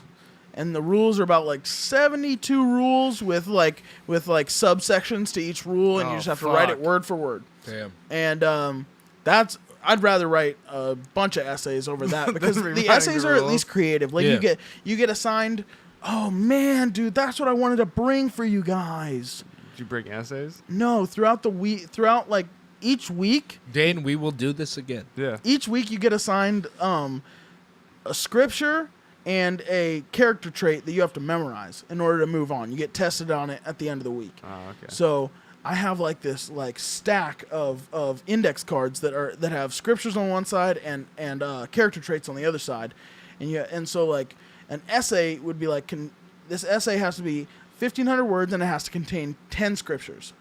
So you're like, cool, I can do that. Bang that out. So like there would just be months at a time where I had no privileges. I had no free time. So those were like archetypes that you were writing, kind of? Yeah, kind of. Like Okay. the character types were they were like a positive character trait versus a negative character trait. So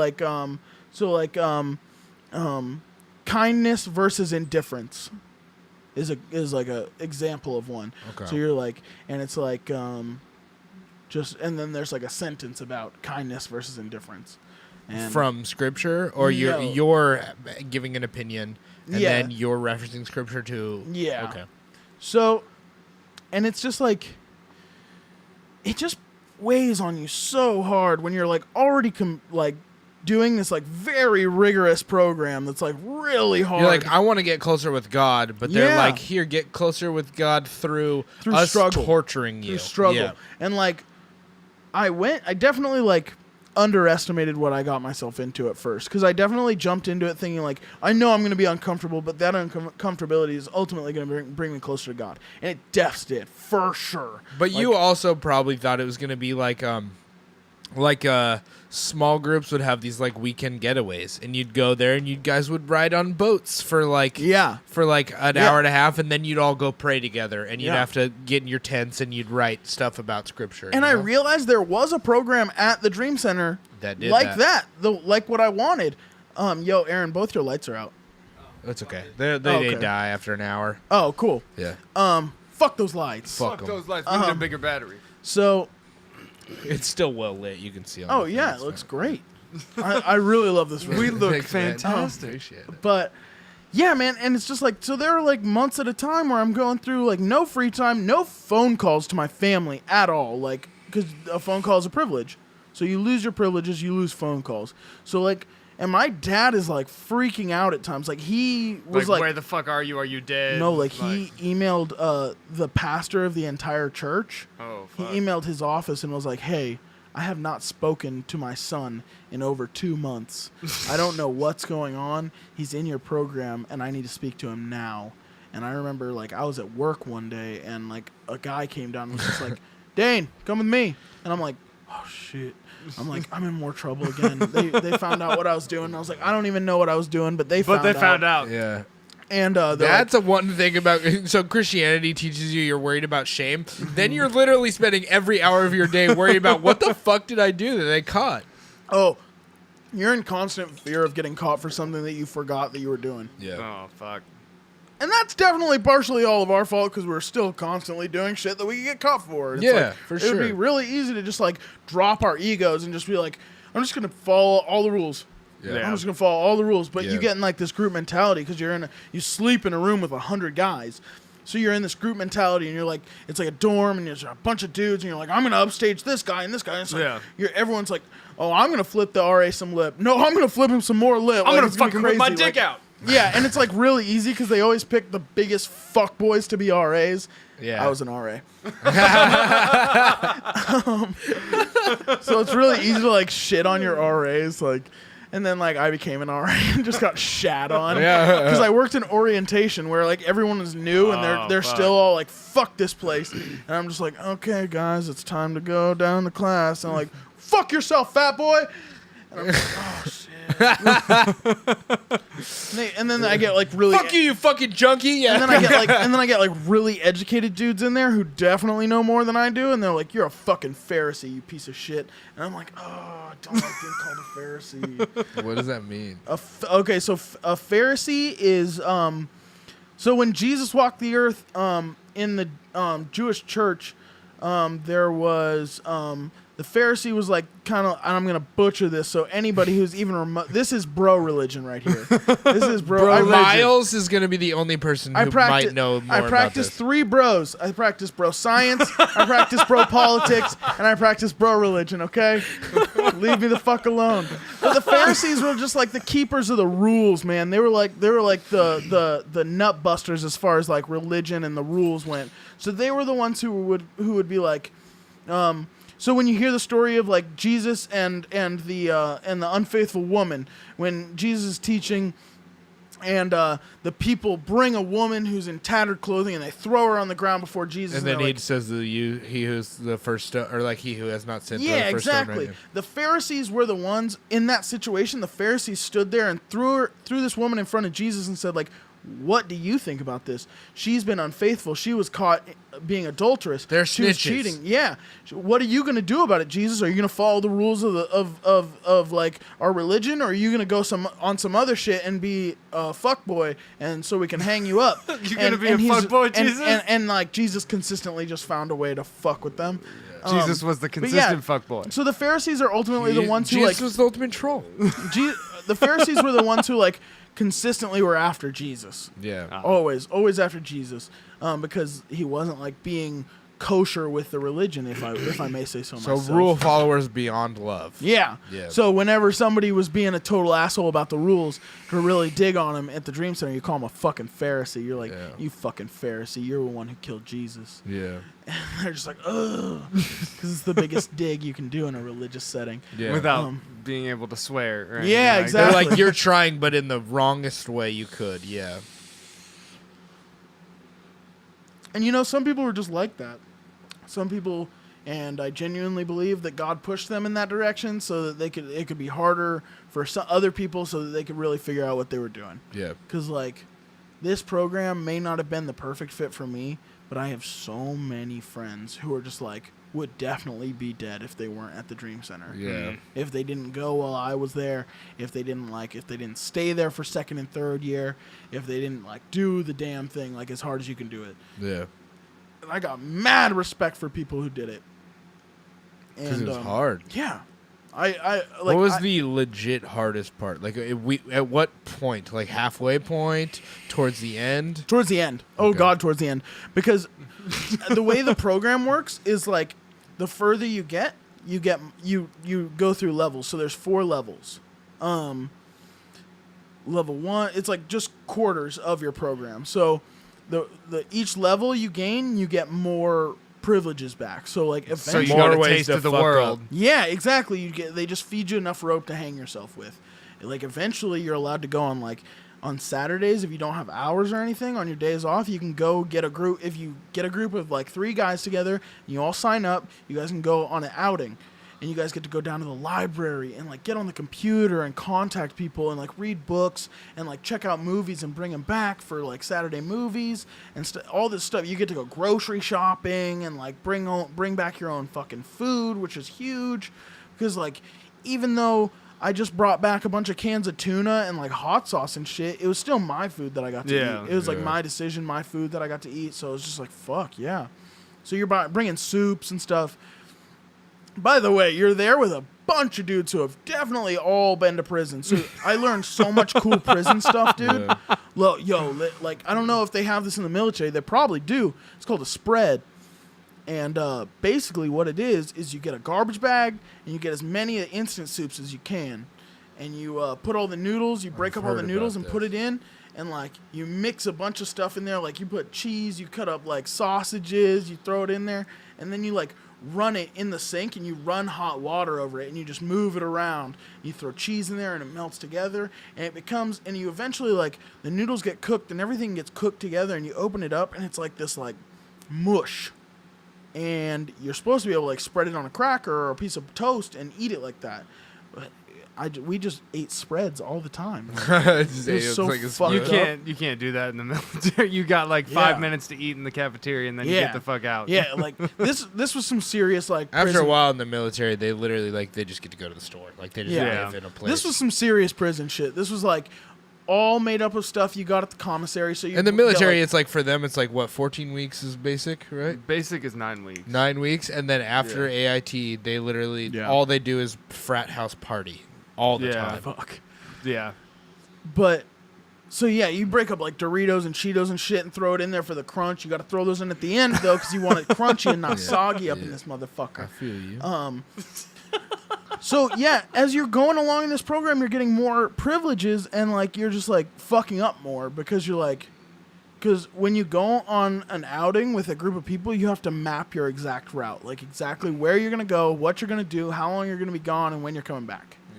So if you deviate from that plan, you don't have phones while you're doing this either, right? No. Yeah, so you don't have a clock. So like you're trying to. If you deviate from that plan at all, you can get written up, and there are people watching. There's constantly people watching. There's like people who work at the church, who work at the Dream Center, or driving around. And if they catch you like drinking it, okay. Just so we're clear, this whole year I'm sober from everything. Yeah. I'm not talking just like drugs and alcohol and cigarettes. I'm talking energy drinks. Yeah. No energy drinks. Damn. And like before this, I was drinking like a pallet of energy drinks a month. Like I was drinking a lot of energy drinks. So like I still do, yeah. Yeah, I still do. I drink so much. No coffee either. We could have coffee. Okay. They made us some garbage coffee there, but we could. I feel like you can't have. You cannot have. No, you can't have recovery without addicts coffee. without coffee. Not yeah. allowed. There's a reason not no. allowed. There's a reason no 12-step meeting or Is without celebrate coffee? recovery has ever happened without Fucking coffee. Never. Yeah. Never. Because Ex-heroin addicts drink so much fucking coffee. You can't take a person's entire life away and then be like, also no coffee. Yeah. It's like, I'll kill myself. I'll kill everyone else and then Believe myself. that shit. But yeah, Then once Dain tasted a Chemex after that, is like he just immediately came. no, It's dude, just like, oh my god, it'd be pour so over. funny because like eventually we got to a point where like we could go out and like we'd go out and like you pass by 7-Eleven on the way to the on the way to the library, and we're like always fucking like every time because we'd walk to and from church, which also passes the 7-Eleven, and every day before we got these privileges to walk around, we would pass that 7-Eleven and be like, as soon as I get to go on an outing, I'm going in there and I'm buying a red line and I'm chugging the whole fucking thing. And believe you me, that's exactly what the fuck I did. I went in there and I drank a kombucha too. I was like, this has alcohol in it, kombucha. Fuck yeah. He planned that cheat meal for months. Dude, I did. That's the closest I've ever come to like actually not being able to eat something I wanted and then eating it later. Every other time I cave. But yeah, so I went in there and like my first outing, I went in there and I bought a red line and I hammered the whole red line. And if everyone who knows what red line is just like, You're supposed to drink like half. yeah, right? it specifically says like, do not drink if pregnant or anything like that. It's like drink to this line, wait an hour, then drink to this line. Yeah. And it's just like, all of it. nah, I'm gonna drink the whole thing. Can I use the bathroom? He's shooting up red line in the fucking bathroom. Dude, it got so serious though because like the need for extreme amounts of caffeine, because like towards the end, and this was my downfall genuinely, was like I started to bullshit the program. Yeah. I started to like just half-ass it, and it's like towards the beginning they spend so much time reminding you that like, listen, you brought yourself here, like you did this to You yourself, chose so this. Yeah. if you half-ass it, it's only on you, it's not Yeah. on You're cheating anybody else. yourself. That's Like, how we'll- it is with everything you do like, in we'll, life. like man. they're like, we'll Yeah. try to audit everything and make sure to try to keep you on track because obviously you came here because you have self-control issues, you fuck. And so I'm like, What are you talking about? Chug's entire red line. yeah, but by the end, like, so like for your homework you have to write like pages, like whole pages, no like line spaces or anything like that. So like after a while I realized, because I was in security and then I was an RA and like I learned things, and I realized like they're not reading these. They're not reading everyone's homework. There's no fucking way they can read every single person's homework. They're not doing it. Yeah. There's a reason they have you like underline certain things and highlight certain things. So they want like scriptures in there in parentheses and highlighted because they want to see that you put your scriptures in your homework. Yeah. So we all started to just write song lyrics for our homework. I did the entire like what's that August Burns Red album, Constellations? Yeah, Constellations is my favorite album. I did yeah. the entire Constellations album for like 3 weeks of homework. Damn. Just all the lyrics. I wrote them all out. I know those lyrics really well. They probably would have got you. Like, they probably would have read it and been like, this is really good, actually. It's not analytical or anything. It has nothing to do with what I read that week. But I know dudes who They're are like, like, this Mariana's Trench. It's yeah. But yeah, and that's what I would do, and just like I would put scriptures in there, highlight the scriptures, and keep writing ABR lyrics, and just like do that. And so like I fucking bullshitted my way through the last part of the program, like Yeah. the last probably quarter and a half of this program, and I super regret it, like, because it's like I was still there. I was Yeah. still in the fucking program, like bullshitting it didn't make it so I wasn't fucking there. Yeah. So it just like I got really jaded towards the end, and I Yeah. let that get to me super tough. And it Would was you really ever not think great. about going back, not to do the same one, but to do that one that you thought you were going to do? Dude, I've thought about going back to that same one. The same one, really? Yeah, on multiple. I think it's funny because like you leave the program and then you get back into real life and you remember how shitty real life is, and you're like, fuck, at least there all my problems were right in front of me. Yeah. Yeah. And like everyone who comes out like gets splashed with reality, and they're just like, with the military. yeah, and then you're like, fuck, man, real How life. many just ain't times for did I me. have to have a conversation with you about, I'm thinking about re-enlisting? And I'm I hate like, the what the military fuck so are you much." doing? Yeah. It happens all the fucking time. Crazy. Yeah. Well, it's because everything's like that's what life should be. Is Do you think clear cut and simple. Do you think it's specifically what you were and not comfortable? Yeah. Do you think it's like what you were learning there that's what makes you want to go back, or because of like the camaraderie of the hate, like not the hate? You but guys like were the embracing shit. the suck together. Yeah. Oh, it has a lot because I'm still very close with a lot of the people that I went with. Like, I have two buddies of mine who I have a buddy of mine who lives in Seattle right now, and another buddy of mine, Eric Meeks, who just moved into town, and I just hooked him up and put his name in with my job so that he could get a job right off top. That's awesome.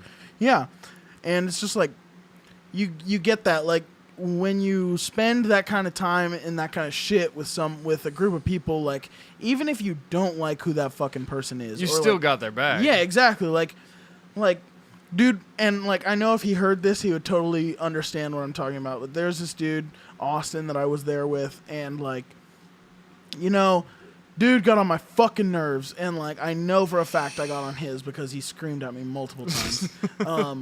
But like, as much as I give that dude so much shit, and as much shit as he gives me back, and as many arguments as we got in, I wouldn't trade the friendship I have with that dude for the world. Like, Yeah.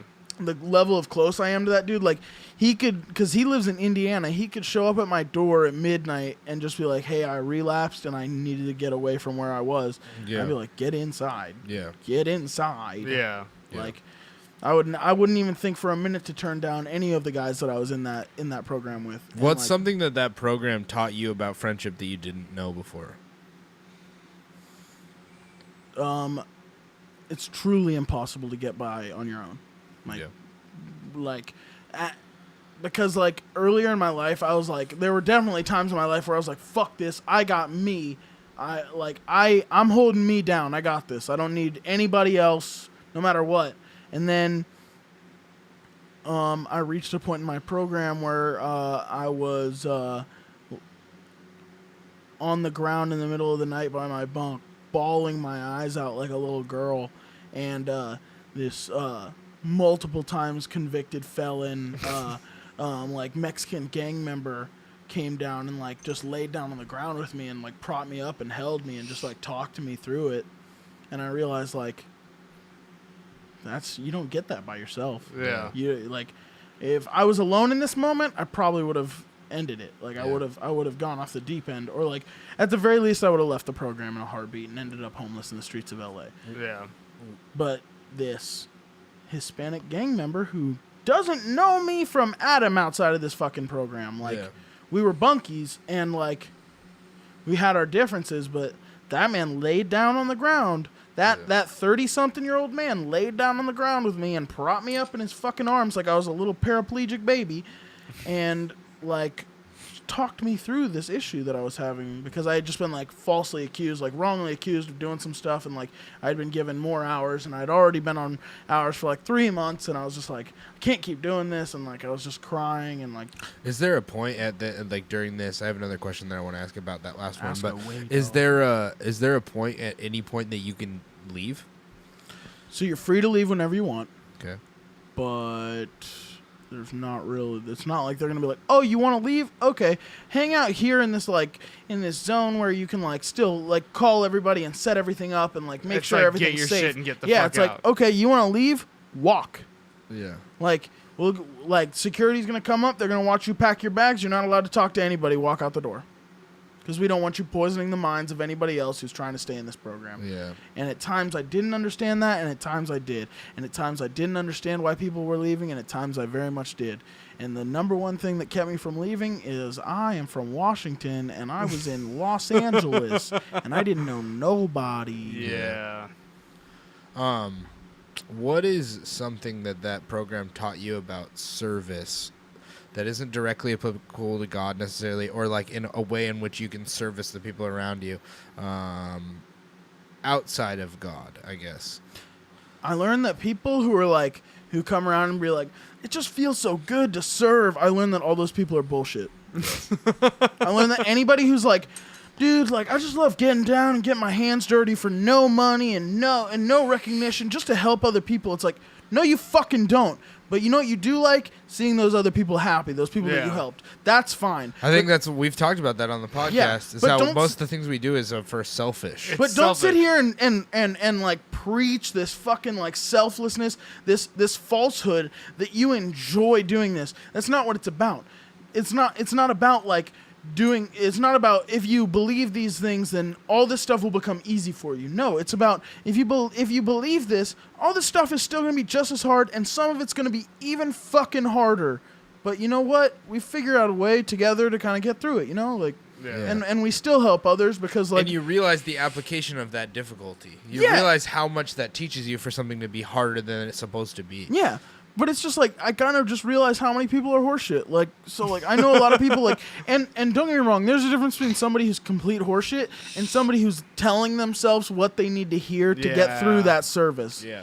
If you need to tell yourself like, I'm doing this for them, like, let's go guys, like, this is great, let's keep serving. If that's the attitude that you need to hold in order to do the things that like a lot of the people, especially at the servants at the Dream Center do, like, good on you, man. Do whatever you got to do because you're way more selfless than I am, and like you're killing it. Patton Oswalt has a joke about Christians, and it's like he's like, Christianity is like, I don't believe anything that you believe, but goddamn, I'm happy that you do. Yeah. Because nobody else in the world is gonna do this shit. Yeah. Like nobody. For sure. And I think that's really cool because it's like I totally get that on a certain level because I'm like.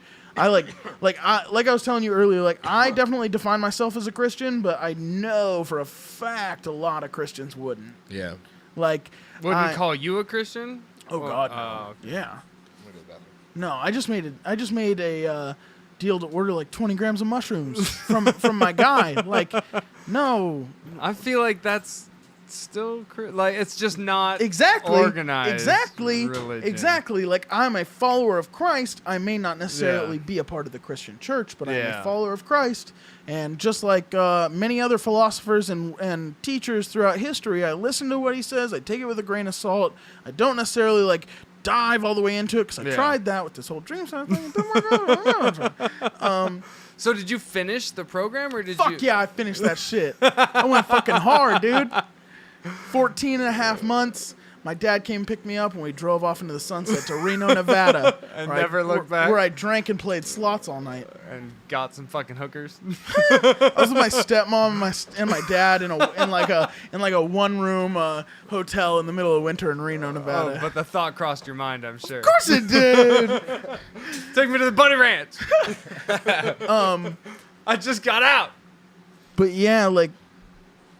So yeah, exactly. Like I follow Jesus the way I follow any other philosopher at this point. You know what I mean? Like I listen to him. At the end of the day, that's what he was. Exactly, and that's like what I ask people who like aren't religious at all. No, he died on the cross for you. We're gonna make some sweet necklaces out of this shit. That's what I ask people who are like who are like atheist or agnostic or like not super religious. I'm like, well, at the very least, you can grasp that Jesus was a teacher of the world, just like Socrates or Plato or like Gandhi or Aristotle or any of these like worldly teachers. Like, so you can listen to what they have to say with like a grain of salt. You know, mix like, because the whole thing with philosophy is like any philosopher that you read, like Plato, like to read Plato, you have to like learn the basis of the Platonic universe first. Like you have to almost like learn a language that he kind of writes in his world. Yeah. And that's how philosophy works, because in order for somebody in hopes that somebody grasps 10% of my message, I got to throw 110% at you. Yeah. So like in hopes that somebody grasps 10% of what Christianity teaches, they're going full bore. Yeah. And there just so happens to be some people who also want to go full bore. Yeah. But for the most of us, like, I think it's super important that you just like, if you can grasp like a couple of the things that Jesus taught, dope. Yeah. Dope. Agreed. Just don't be a dick. Yeah. Don't be a dick to anybody. Yeah. Unless like, they fucking deserve it. Kindness and love are the most important things in life, and like that's literally that's who I learned that from, is from Jesus. Yeah. And I don't follow him I learned on a it daily from basis from Garrett. Garrett. Well, he learned that shit from Jesus, That's so true. good luck. Well, I mean, when the same ideals are reflected through all the religions around the world, like you can probably be sure that like that rule is probably the one. It's just a basic yeah. human fucking rule. Yeah, exactly. Like if every religion teaches to be good to each other, then you're probably good to follow that rule. Yeah. Like regardless of what you believe or who you follow or if it's like Cthulhu or whatever, dude. Like I'm cool with it.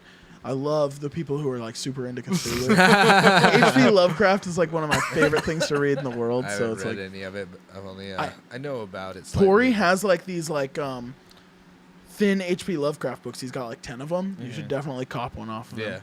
I'll He's have to got check like them out. he's got Call of Cthulhu on there and everything. I've only played like I only know of Cthulhu because of like 'Cause of the game? Munchkin and shit. Yeah, Munchkin and Arkham Horror. Cthulhu's involved in it. And Do you South remember Park. Do you remember the game Call of Cthulhu? I think I've heard of it. It was old school. It came out for like PlayStation 2, Oh really? It No, I never sounds played really it. familiar. maybe PlayStation 3. I have another question. What is like something that the Dream Center taught you that you want to like have be a part of your life, or like how you want to live your life after the Dream Center? Like it doesn't like of course it doesn't have to be like some rule that they gave to you, but like what did either the trauma of that place teach you, or what did the goodness of that place teach you? But like about necessarily, I don't know, maybe what you want to do for a living, or how you want to interact with your friends, or whatever. Yeah, man. I mean, the number one thing the Dream Center probably taught me that I actually have carried with me is like the ability to persevere through hardships. Like not just persevere through hardships, like and grumble about it the whole time, but persevering through hardships and like putting on a good face while you do it. Not necessarily a smile, but not a fucking I'll fuck your shit up if you look at me wrong kind of face. You know what I mean? Like, Yeah. just like Enjoying the process. Embracing exactly. the suck. Embracing the suck.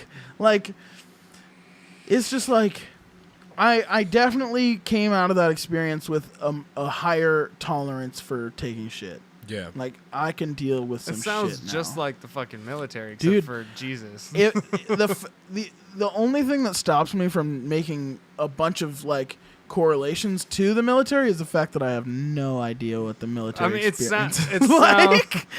it sounds just like the indoctrination process of the Yeah, fucking man. military, like basic AIT, all that, except for you learn your job that Yeah. you're supposed to do in the And military. like but- what they're pushing you towards is to like find your calling in the church too. So like for a long time there, I thought I was gonna be a pastor. Like while I was there and while I was like super in it and I was going for it, like I was like I'm gonna be a pastor because I've always been a good speaker. I've always been happy talking to groups of people. Like I've always been fine with that, and I love speaking on topics and things like that. So I was like, I'll be a preacher. I'll be a pastor someday. You get paid and to talk. I'd be hella into that job too. yeah, exactly. Right. Like, and then Podcasts. once I left, I kind of realized, well, I only like talking when I make people laugh and stuff like that. So I think, like, right now I have probably 10 minutes of material, and I'm working up the stones to get on stage. Yeah, with it. I want to do that shit. too. I did it once at a party here. Did you write anything, or did you just? No, go I off the cuff? just did a story. I know I've told the story a few times, and so I knew, and I listened to a lot of stand-up comedy, and I listened to a lot of podcasts about stand-up comedy, and so I just like. In the way that I know how I would make Aaron laugh with like a single person, I just applied that to a whole room of people, and it did really fucking well. And I was like, oh, this is really fun. Well, I mean, I told like 3 stories, and all of them made people laugh really hard. And I was like, this is the funnest thing I've ever done in my life. Well, I mean, I know you drop your podcast on Wednesdays, so your Tuesday's probably kind of busy. But like, if you want, there's a mic at Parlor on Tuesday nights. If you want to go tomorrow.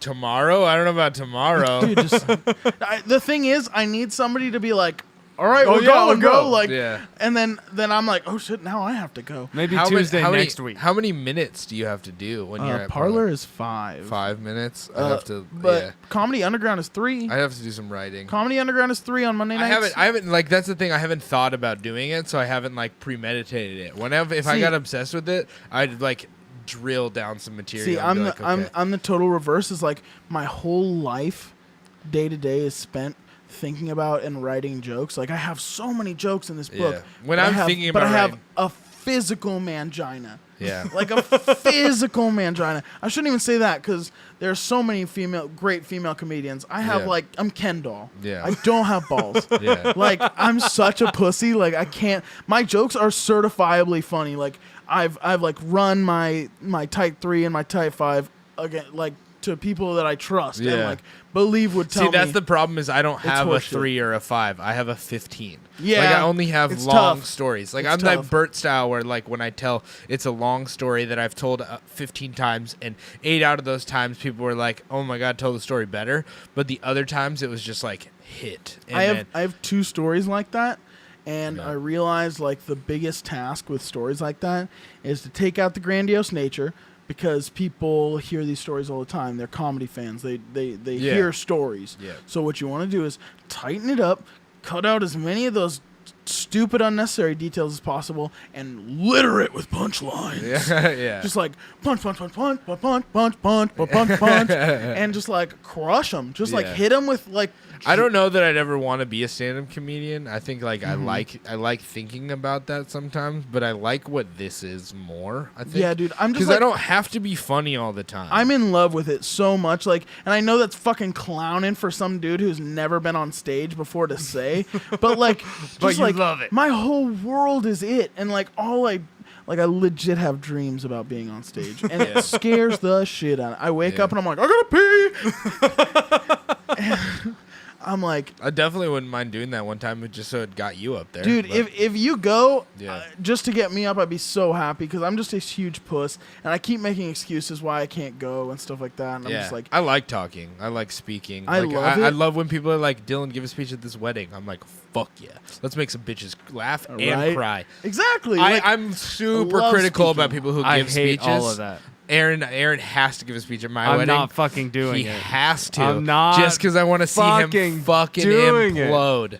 So I'm like I'm not halfway fucking between doing like, it. so like that's kind of where that road took me. And even before the Dream Center, I was very into not storytelling, and so like, I'm also like writing scripts right now as well. But like, I really feel like You're in I wanna- Washington. You should just go to LA again. Go to Echo Park. Go to the Dream know. Center, and I then know you it's can fucked be up. in I Hollywood. left the one place where I could like get all this shit done Yeah, to dude. come to this place where like none of this shit gets done. Yeah. I mean, there's all kinds of groups and shit. You Dain? just go to a writing group. I am pleasantly intrigued by filming skits, and it will actively be it'll actively be a part of what we are going to do here. Yeah, So just write some feel skits. free to be a part of this. Dude, I've got like, so I'm like 15, 17 pages into this script that I've been writing, and it's a movie idea. Yeah. And I'm really enjoying writing it. It could be total garbage. Nobody else has read it. Yeah.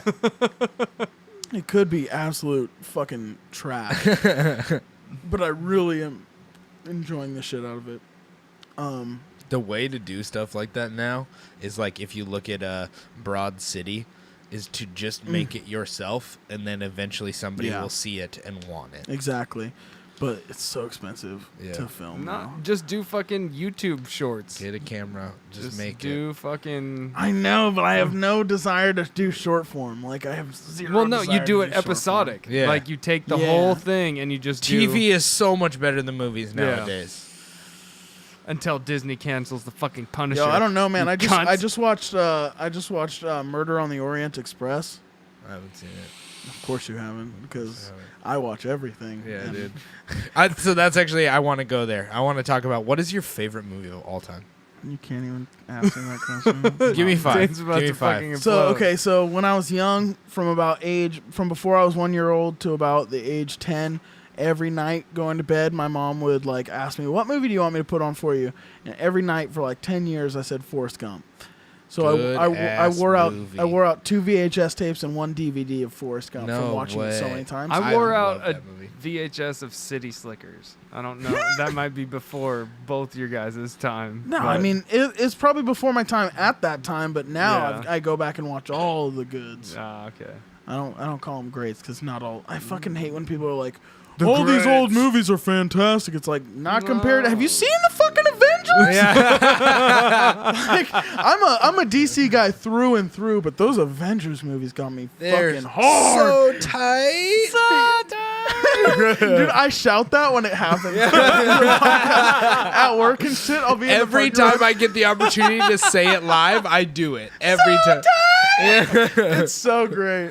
I love it so much. It took us like 13 seconds to record it, and it makes me laugh every time I listen to It's it. so good. I know, like, how long did that intro take you guys to, like, Literally as long as it is. Like Aaron, we recorded we were just talking into microphones. We recorded a random word, and then we played it back and laughed at it, and then we recorded us laughing at it, and then that was it. That's so good. Aaron was like, we need to square down an intro, and I was like, let's just do, and then 2 minutes later it was done. Because it sounds like that's faded in and faded out from a conversation that you guys were having, and you were just like mocking something by saying that. You're like, and then she was like, so it's so tight. And you're like, so tight.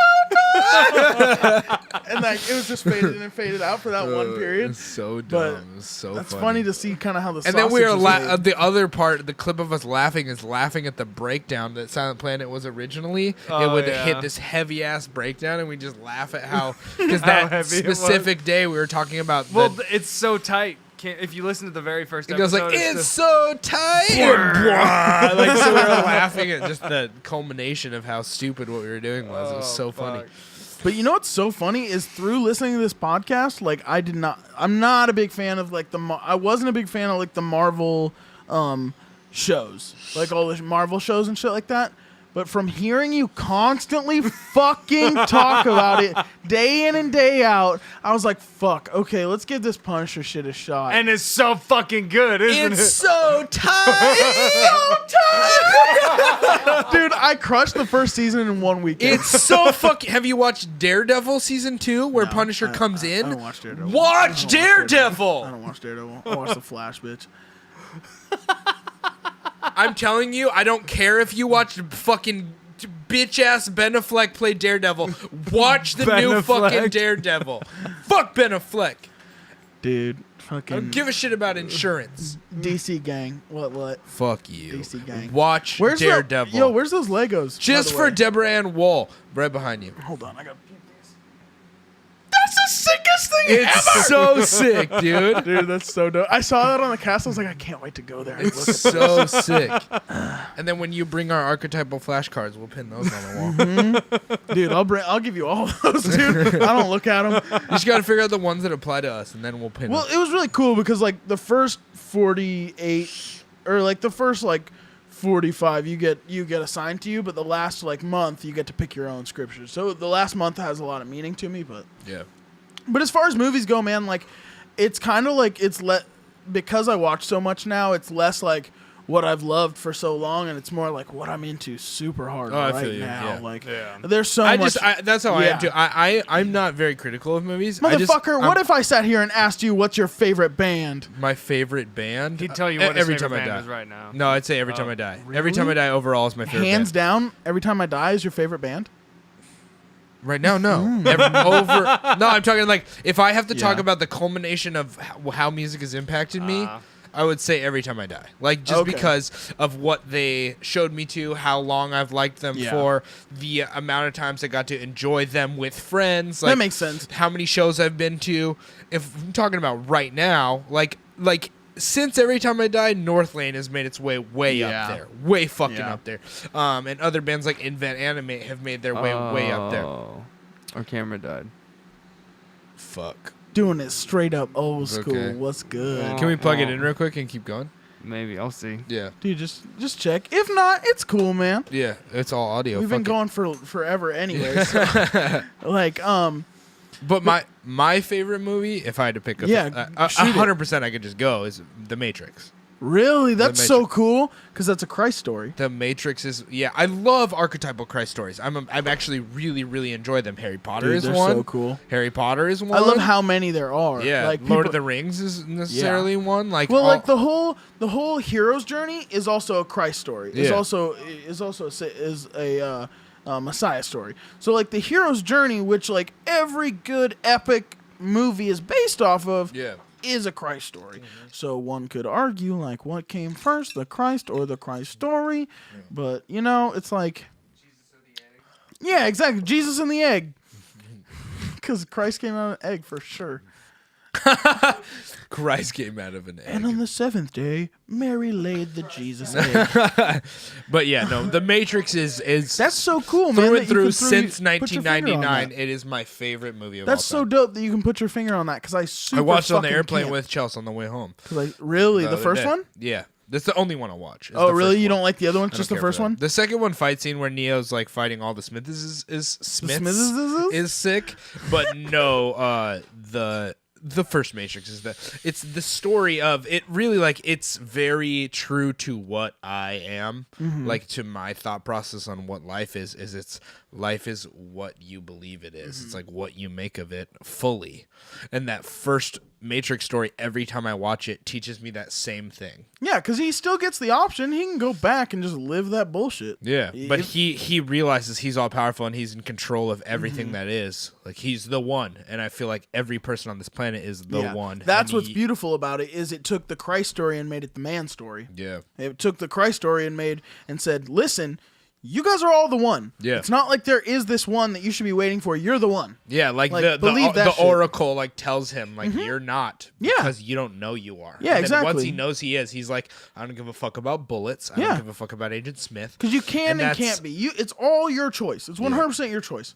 And like that's a concept that I fail to grasp on a regular basis. And Yeah. I push off my Well, Ben failures sent on me others. this thing the other day, and he sent me this video, and it's like, it's called like The Smart Choice, and it was a cartoon of these two people, and one person's like in the morning, at the table there's fruit and then there's cereal or like chips, and then one person like grabs the fruit and then the other person grabs the chips, and that reflects through his life, and it's the gym or it's working late and this guy goes to get beers instead of finishing his work, and this guy goes to the gym while this guy's out getting beers, and this guy wakes up late and eats Can you chips. send me that? Yeah, I can. Because I really dig like learning lessons through that kind of shit. But he sends me this, and he goes like, I'm sending you this because I think you're the kind of person that makes the smart choice all the time. And I was like, one, thank you, but I really don't think that I am that person. I just think that I realized when I was the other guy that I could be the other guy at any moment. And so I realized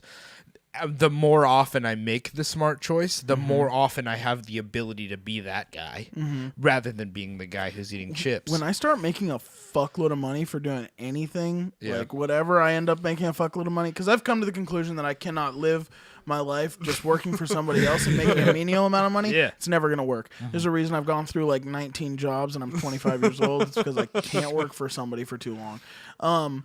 Word. Whenever that happens and I'm like rolling in it, how much is it going to cost to just have you follow me around and tell me how much of a shitbag I am and tell me how easy it would be for me to make the right choice? I'll just do it every Wednesday for free.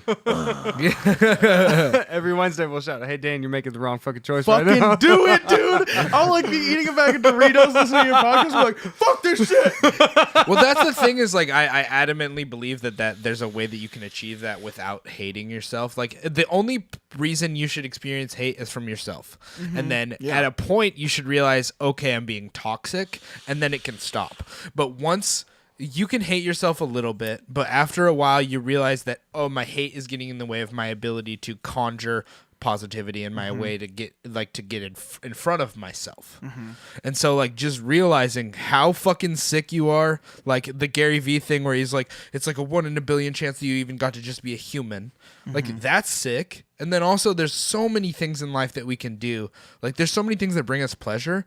But like if you think about pleasure in a long-term thing, and the way to pleasure and the way to happiness is being the ultimate version of yourself, the being the ultimate friend to your friends. Yeah. Like doing things for people that brings you joy from a selfish perspective. Or not. Like the other day I woke up from a nap. I'm not going to say who it was to, but I woke up from a nap and I was like, oh, I know these people who work really fucking hard. Like they bring me joy from me seeing how hard they work. Yeah. But they don't make as much money as I do. Like they're in a hard spot, and they are grinding as hard as they can. Yeah. But there's not excess in their life of money as there is in mine. I make impulsive decisions with my money on any given time. So bad with my money. And it was Valentine's Day, and so I woke up and I just was like, I'm gonna send money to them. I hope they go on a nice dinner and have fun. And I sent them money because I mean, like, it brings them joy, but really, I mean, like, I did it for myself. Yeah. That was my own pure brain waking up from, like, sleep, being like, this would be a nice thing to do. Yeah. And I realized that I did that because I love those people and because I want to bring them joy. But it is a selfish thing in a way, but it's a way of my brain having formed enough habits that my brain realizes, hey, if you do this selfless thing, it'll bring you selfish joy around yourself. I think that's such a dope place to be in, where selfishness is selflessness. Yeah. Like where you being selfish is also you being selfless, and you're just I definitely amplify that sometimes, but there are other times where I'm just like, I'm not sending people $60 every day. yeah, go fuck yourself. Like, it's not happening. It's just like, but Yeah. you got to realize that those minuscule times, those minutes that you do in your life are as awesome as if you did it every day. And if you realize that you can do that every once in a while, you realize once you have more excess, it's more likely that you'll do more. And realizing, like, and just reflecting that to everything that you do in life, and figuring out that as you build this life and as you feel like have your life over time, as long as you're continuing to attempt to impact others' lives in a positive manner, that's as good as you can be, and that's as Christ-like as you can be in this world. Oh yeah. Quick tangent. Speaking of being like helping people out, you know, one of my favorite things to do is like troll drug addicts by like, because they'll like the other day there was this drug addict sitting outside You're being selfless. Troll drug addicts. So no, just wait. So there's this drug addict sitting outside the gas station. It was like a 7-Eleven or something, and he was holding the sign, and he was like, "Hey man, you got any spare cash? I'm really really hungry. I could use something to eat." And I was like, "I don't. I use my card, but let me see what I can do for you." And he's thinking like, "Oh, he's gonna go draw out money and shit like that." And I come back, and like inside the gas station, they have like the 3 bananas for $1. So I grab 3 bananas. And I'm like, I grab 6 bananas because I want 3 for myself. And I'm like, yo, and I bring the dude 3 bananas. I'm like, here you go, man. Here's 3 bananas. I know you're probably pretty hungry. Here's 3 bananas. And he just looks at me. He's like, You fucking piece of shit. It's like, I really wanted heroin. Yeah, see, I think there's ways. So I was listening to this band Earthgroans. We went and saw them a long time ago. This is a topic of Christian metal, which you're a fan of, and we are as well. Yes. But Earthgroans is very Christian metal, and they had this song called not Allure. That's another one. How the fuck do I forget the fucking Because you song listen titles? to too much fucking music. I do listen to way too much music.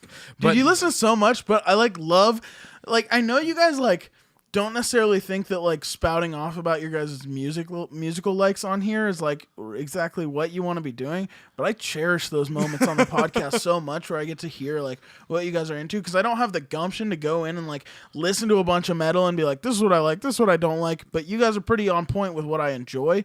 So you made a crucial mistake when you told me you like metal, so I will just flood you with everything I like. I love that video you sent me of the dude doing the screams, dude. That's what turned me on to that band in the first place. He's so gnarly. Yeah, him doing those screams, we were listening to them while I was writing all these questions. It made before. me jazz, bro. Yeah. I was like, Aaron doesn't like deathcore, but I just flood him with it until he's like, this is pretty cool. That shit was good though. I like a lot of melodic stuff, and you shoot me a lot of melodic stuff. The melodic shit is my that's like the nasty guitar licks and melodic stuff where it's like, okay, so this is where I realized what the core of me enjoying that melodic stuff is okay. So for the Sega Genesis, I used to have Mighty Morphin Power Rangers, the game on Sega Genesis, and they had the dopest melodic guitar riffs in there. And I was just like, oh, and then melodic metal does almost the exact same thing, and I'm just like, it's Sega Genesis Power Rangers. Have you heard the 8-bit songs that August Burns Red does? Yeah, they're fucking amazing. Dude, so August Burns Red, quote unquote, technically classified as a Christian band. Oh yeah. So have you heard the song Redemption? Yeah, straight up worship song. So I got to listen to all we had all the ABR albums at the Dream Center. Very so I just listened to them nonstop. I listened to ABR. I listened to For Today. I listened to For Today. The lead singer of For Today, is annoyingly Christian. Yeah. Like He's he like hard. does street Like, gospel. He straight up stops in the middle of his show and has a prayer moment. Yeah. That dude's fucking hard. No, he like tells people like, this is what you're missing. Like God is telling you this. Yeah. Street mission, dog. Like going out and just like explaining to people what they don't know, but for some reason you know about their life. That Yeah. kind of Yeah. turned me off with I don't the know. whole For It's like Today I don't know thing. why, but I know more about your life than you do, and it's Yeah. clearly God and not me being nosy. But we were I talking. didn't stalk you on We were, Facebook. we were for talking fucking about months. being selfless earlier, and so this is like a way of Yeah. like, I'm trying not to toot my own horn, but it's just examples. no, I of, love it, dude. I don't want to be like my ego's big enough. I'm No, not dude, trying I don't to listen. fluff my No, ego. dude, I don't listen. I don't sit there and listen to like Gary V interviews and like read Gary V books because I just want to hear what he says. I listen to him because I like when he does good shit, and I'm like, fuck, if he does good shit, I could probably do good shit. Yeah. Same thing when I listen to So- you guys. It's like, oh, you guys are doing good shit. I could probably do good shit. Well, that's cool. Then I don't care now, and I'm just gonna fucking tell you how cool I am. No, I'm just kidding. So we went and saw this band Earthgroans at El Corazon, and they just super killed it. Like they had this old school vibe. We talked about it on the podcast. Do you They're like awesome. Elko? I like it. Yeah. Yeah. Just because the grime. I think It's like some people love it, some people hate it. It's Showbox like, is my favorite. was Showbox like- at the market because it's pretty. How'd you guys feel about Studio 7 before it was I gone? liked Studio 7. I didn't like it. A lot of people fucking as- hated it. Coming from like a band Mike Beck standpoint, really don't like it. like playing. That's because Mike Beck started there. He should love it because that's the only place that would put his raggedy ass on. All love, Mike. All love, bro. I love you to death. Sorry, I didn't laugh at that, Mike Beck. didn't laugh super There's hard. this, at there's that this shit. song that Earthgroans does called Avarice, though, Yeah. or Avarice. I don't know exactly, but it's about like a poor man and a rich man, and it's like when you realize that you're the same person just with different opportunities. Yeah. And it's kind of like it teaches you about like it's like what will you see when I'm without money on my deathbed, and it's like, am I going to be buried with all my money? Does that mean anything to anyone? And like, do I have value to you if I don't have value in real life? And it's just like, who am I in this world? And that like showed me, and I was like, I already liked to give every once in a while. I'd get a really good paycheck, and I'd just grab like $20 and just give it to the nearest person. I don't care if they're going to spend it on drugs. It was that selfish thing that I did. Yeah. That, like I was just like, I give them that. That's my good deed for the day. Yeah, and you get that instant like gratification for yourself. Yeah. You're like, I'm a fucking great person. Yeah, and it's like you have to struggle not to tell someone about Yeah, how you oh, did Hey, I it. just gave someone $20. When I'm a good person, I struggle so hard not to like tell everyone. I get lucky and I just have to tell Chelsea now so that I don't feel like I told the whole fucking world. That's the bomb. Well, it's nice that you have a fiance that you can like brag to on like a regular basis, and Yeah. she's just like, I'm over back. She's like, okay, who cares? Yeah. Go back to screaming in the garage. God damn it, shut up. Yeah. But then, so like one day I went to Fred Meyer and I saw this Hispanic man and his young son, and they're hanging out, like they had a cooler outside, and I was like, holy shit, I gotta help these guys. But I was like, I don't really feel like giving money. Like I didn't have cash on me. what were they doing? What was in the cooler? Like, No, I think they were collecting food. Like they were Oh. like recently homeless, I think. And so I went in Fred Meyer and I got like a. because I was gonna say like. That's kind of Hispanic culture, though, is to just go kick at places with cooler food. like sell whatever it they're or something. doing. Yeah. No, like I'm super jealous of like Hispanic families. Like you walk by like Martha Lake Park in the summertime, and like good luck getting a spot in like a gazebo. Yeah. Because it's a Hispanic family party 100% of Yeah. the time, especially on a Sunday. Good fucking luck. For the Sabbath? You kidding Yes. me? Tamales? Saturday. Oh, yeah, my bad. Saturday's the Sabbath. Is it? Christians changed it. Christians changed it. We Christians gotta fit your changed it. narrative. But so I went into Fred Meyer Jesus and I got was a. also born in what, like April or some shit? Yeah. There's a lot of shit that they got wrong. There's a lot of shit. There's one thing that Christians They do just right. wanted to steal There's pagan one religions. thing that Christians do right. Breakdowns. Yeah. Christians are good for one thing and one thing only. that China Get that symbol. China symbol, dog. But so I went into Fred Meyer and I got this $25 gift card, and I came back out and they weren't there. And I was like, fuck. And I was like, I'm not going to turn this in. I'm just going to put it in my pocket until I see Yeah. somebody else in need. And so I was driving home from work like a few weeks later, and I saw a lady who like seemed like she was really having a bad time. I turned off and I got in the parking lot and I gave it to her, and she was just like, are you fucking serious? And I was like, yeah, dude. Like I want you to have a good day. Like I just Super said dope. to her, I was just like, have a good day. Super and dope. it's just like those little things that you can do in your life. If it's for a selfish reason or a selfless reason, it doesn't matter. It's just like figuring out, like, that's my biggest problem with borders and all this stuff and these lines in the earth is just like, we're all these people. When you look at your 23andMe, like, you see how many different You people see how you fucking are. French you are. Yeah, you see how fucking French you are, and then you kill yourself, and then That is honestly like that feeling is one of those things that the Dream Center gave to me in just like mountains. Yeah. Because you were hanging out with people with neck tattoos, people who like almost killed people and did drugs. My day-to-day, like most of my jobs involved helping less fortunate. Yeah. So like I worked in the kitchen a lot. Like I worked in the dining hall, and we would do food chapel. So every day for lunch and dinner, we do food chapel, and it's where the pastor goes out. One of the pastors goes out, and all the homeless people from the area gather up, and they listen to the pastor speak for 30 minutes, and they come in and we serve them food. Lunch and dinner every day. That's right. If you're living in the LA area and you're hungry, go to the Dream Center in Echo Park, Los Angeles.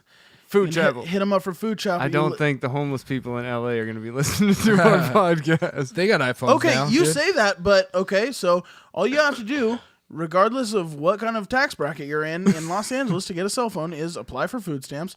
Okay, so you're not supposed to do this while you're at the Dream Center, but in order to get food that I wanted and a cell phone while I wasn't supposed to have a cell phone, I went to the DSHS office and applied. They didn't catch you while you were doing that?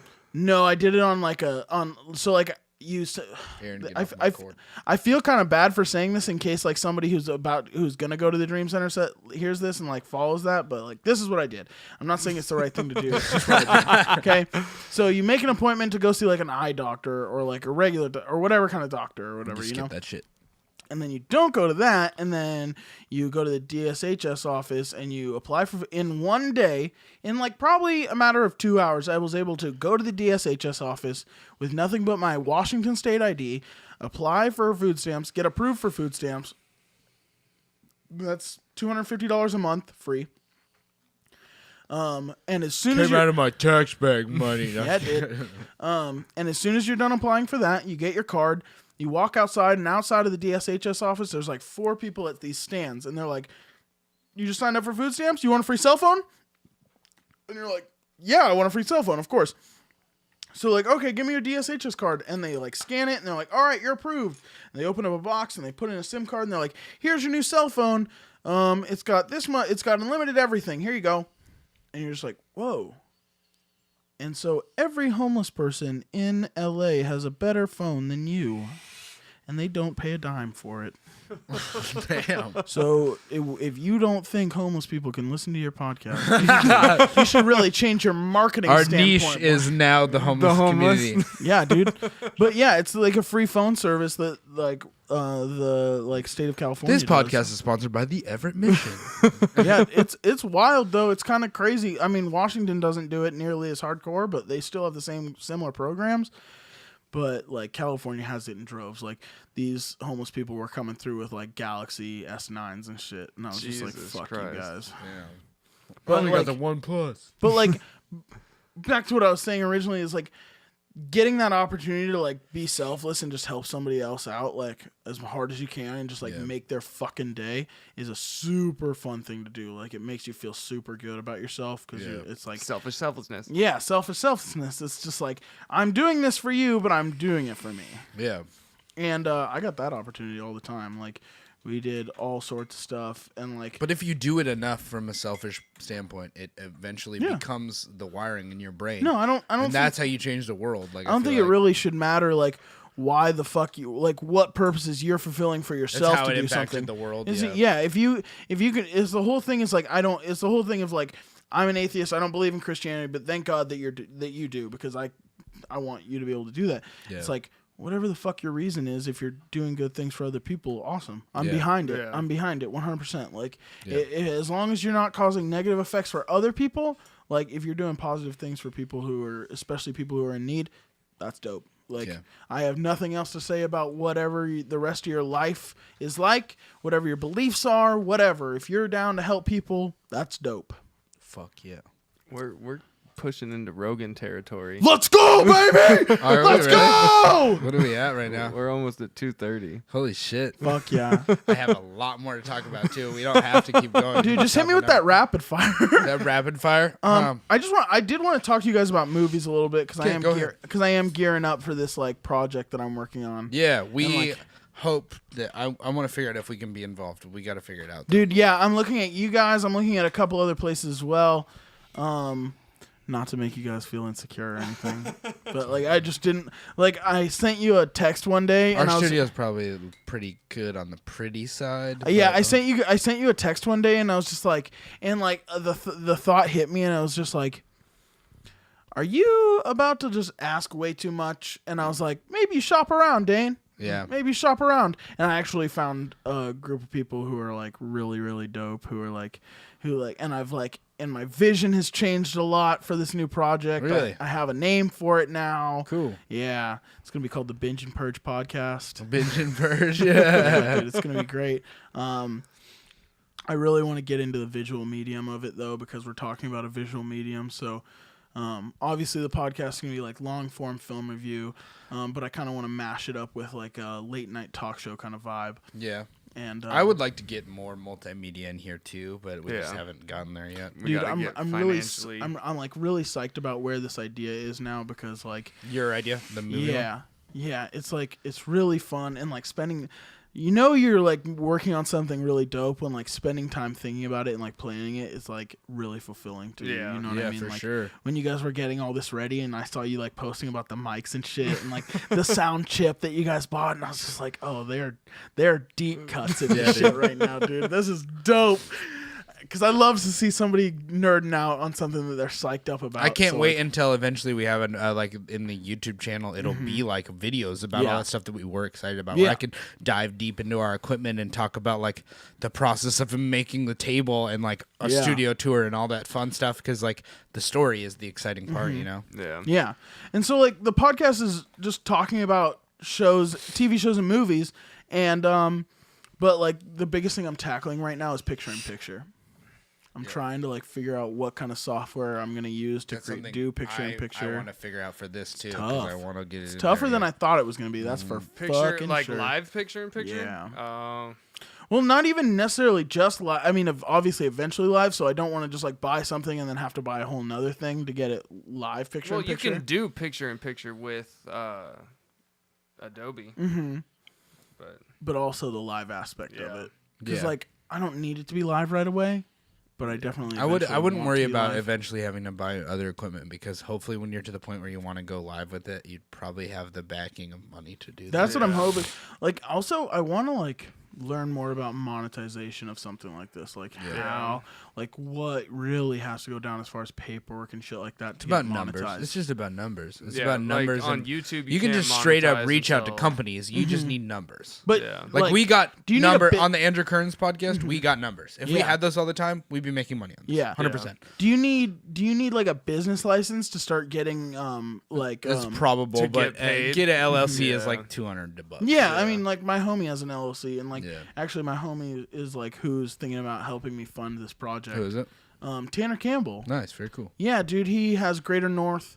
That's his LLC, and like he's jamming on that, and he's got a big outreach, like a big reach as far as like people who like listen to him and like subscribe to his shit. And he's got a space that I could definitely. I want to get him in here eventually. Dude, you definitely should. He's a really cool dude, and like he's got a lot of really cool ideas, and like this company that he's built, Greater North, is like it's like a lot of branches of the same kind of vibe, and it's just like for sure. all the homies helping each other and like everyone moving up together. Mine's just a lot more long form. Yeah. I go like, oh, here's a short thought, and then I ramble for 45 minutes. Yeah, dude. But yeah, so it's like you guys are like some of the first people that I want to have on, because I want to talk Punisher. I want to talk all sorts of shit. But like, what have you guys watched recently? And so I can talk shit about it. Recently, Parts Unknown. I love Parts Unknown. Parts Unknown is so good. It's I watched the whole thing. Favorite. Right, like the day after Bourdain died, I watched the entire show. Holy shit, that's a lot of time. I watched it in like a week. Yeah, but still, I still haven't finished it. It's I have a problem with it. Is my every. It is. I don't watch a lot of TV to learn stuff about life, but I think Parts Unknown is like a really big reason why I think about Community the way that I do now. It's just the way that you should watch Community. I love Community. Fucking love Community. that show so but the way that that Anthony Bourdain integrated himself with just the greater people. Oh god, yeah, he's and so just good get at close just like to them. I love The that. immersion. he's so good at like being somebody who you would never consider having the ability to integrate himself into communities like that, and just he has the ability to just like take his ego, rip his ego out of his chest, and just be like, I am one of you guys. Are we talking specifically Netflix style media or just media in general? So my show, because like I watch a lot of streamables, it's gonna be really focused around like Netflix, Hulu, and Amazon, because those are like what I have, and like I have a lot of the plugins for them and stuff. I'm a like really big YouTube guy. I love YouTube. That's about And, like, YouTube. Lately, it's been all PewDiePie. I'm like, whoa, dude, really? I have not got down that rabbit hole. Finally got there. But I've been watching this PewDiePie versus T-Series thing, which is like huge on the internet because T-Series is closing the subscriber gap with PewDiePie. But I love the way that PewDiePie gets his videos edited. Oh, really? It's so ADD, like Eric Andre style. And PewDiePie has the funniest voice. And so he does these skits, like not these skits, but these bits about Dr. Phil where he just watches and reviews Dr. Phil pieces with crazy people. Oh, I and gotta it's watch this. fucking hilarious because he just inputs memes during it, and they do like bass drops, and it zooms in on his face. Just it's stupid ADD bullshit that us millennials are super into. That's so it's great. so goddamn funny, dude. I love that. laughing hard. So Yeah, I just dude. yeah. I love that PewDiePie- shit. That's so PewDiePie's great. been like a I'll, big. I'll check him out now that you said it. and then I'll the check it out. doc. I watch a lot of the doc. Dude. I have a problem with watching streamers. Like, I I love feel like a Twitch. garbage person sometimes. Like when I watch streamers I don't watch for Twitch. hours, I just watch them on YouTube. like I watch them on YouTube. I watch them on Twitch. Like I watch Shroud on Twitch all the I time. love Shroud. Shroud's a Shroud's- savage. watching He's not them- nearly as cool as Doc, but he's so much No, better. yeah, way better. Have you seen like where Shroud and Doc play together, and like Shroud's obviously better, but Doc's like, Jesus, I'm carrying you this whole fucking it's game. the best. It's so fucking funny. Yeah. Aaron, what do you watch? Right now, it's Supernatural. I'm Oh rewatching fuck! Supernatural. I have not been able to like break the crust of Supernatural because I'm more of a X-Files guy. Yeah. So Supernatural kind of feels corny to me sometimes. but like, Dude. It's so First good. 4 seasons of Supernatural, It's so fucking good. super dialed. have you guys 6 watched to 10. X-Files? Sick. I watched it like when it was on TV. I love David Duchovny. He is my bae as fuck because Californication Mulder. is probably Californication's like top 5 favorite TV shows of all time. I think Californication. Californication's super good. But I've never watched X-Files. Watch X-Files first of all. It's just so good. And they came out with like the new season. Yeah. I'm sorry, I'm burping all over the place. I'm just trying not to like envelop this mic in burp so that like the next guest comes on and they're like, What this the smells fuck like is Deschutes. well, it's probably gonna be Dylan over there Yeah. next time. What else? What else are you? How far into Supernatural are you? Have you finished the whole thing? No.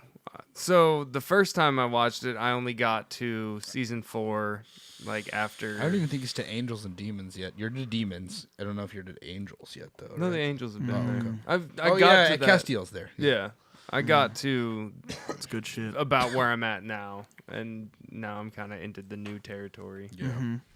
I don't want to like spoil it for anybody. I who know. might- I need to go watch it. I love Riverdale. Me and Chelsea are big Riverdale fans. Did you watch Riverdale's Sabrina? pretty Obviously, good. Chelsea Sabrina's watched good as fuck. Obviously, Sabrina. Chelsea watched Sabrina. Dude, I think I was as hyped about Sabrina as Chelsea was. It was Chelsea, so shout out. fucking gnarly. Shout out to your fiance Chelsea, because as soon as I saw Sabrina, she's the first person I thought. Yeah. Of. I was just like, oh shit, This is look. super dark. She Yeah, love this. she's gonna dig it. I love Sabrina. I Me love and my how girlfriend dark watch they it. went with it. Yeah, dude, it's so good. That's what it so should have Like been. Satan fucking is gnarly, Satan dude. is like a regular character in the show, Yeah. and I'm It's just like, straight up. Yeah. like they go to school and there's like that statue of Satan in the middle of the Yeah. school. Can I'm we just like, talk about how so metal. awesome score in shows is? Because when Marilyn Manson's Satan comes on, or like you say God and I say Satan, when the fucking preacher dude is trying to fucking kill the Punisher and the DA on the bridge, and The they Punisher push the score- ambulance off of the thing? The Punisher score is one of the best like scores in a TV show I've ever heard in my life. So sick. It's so good because Please like watch Daredevil.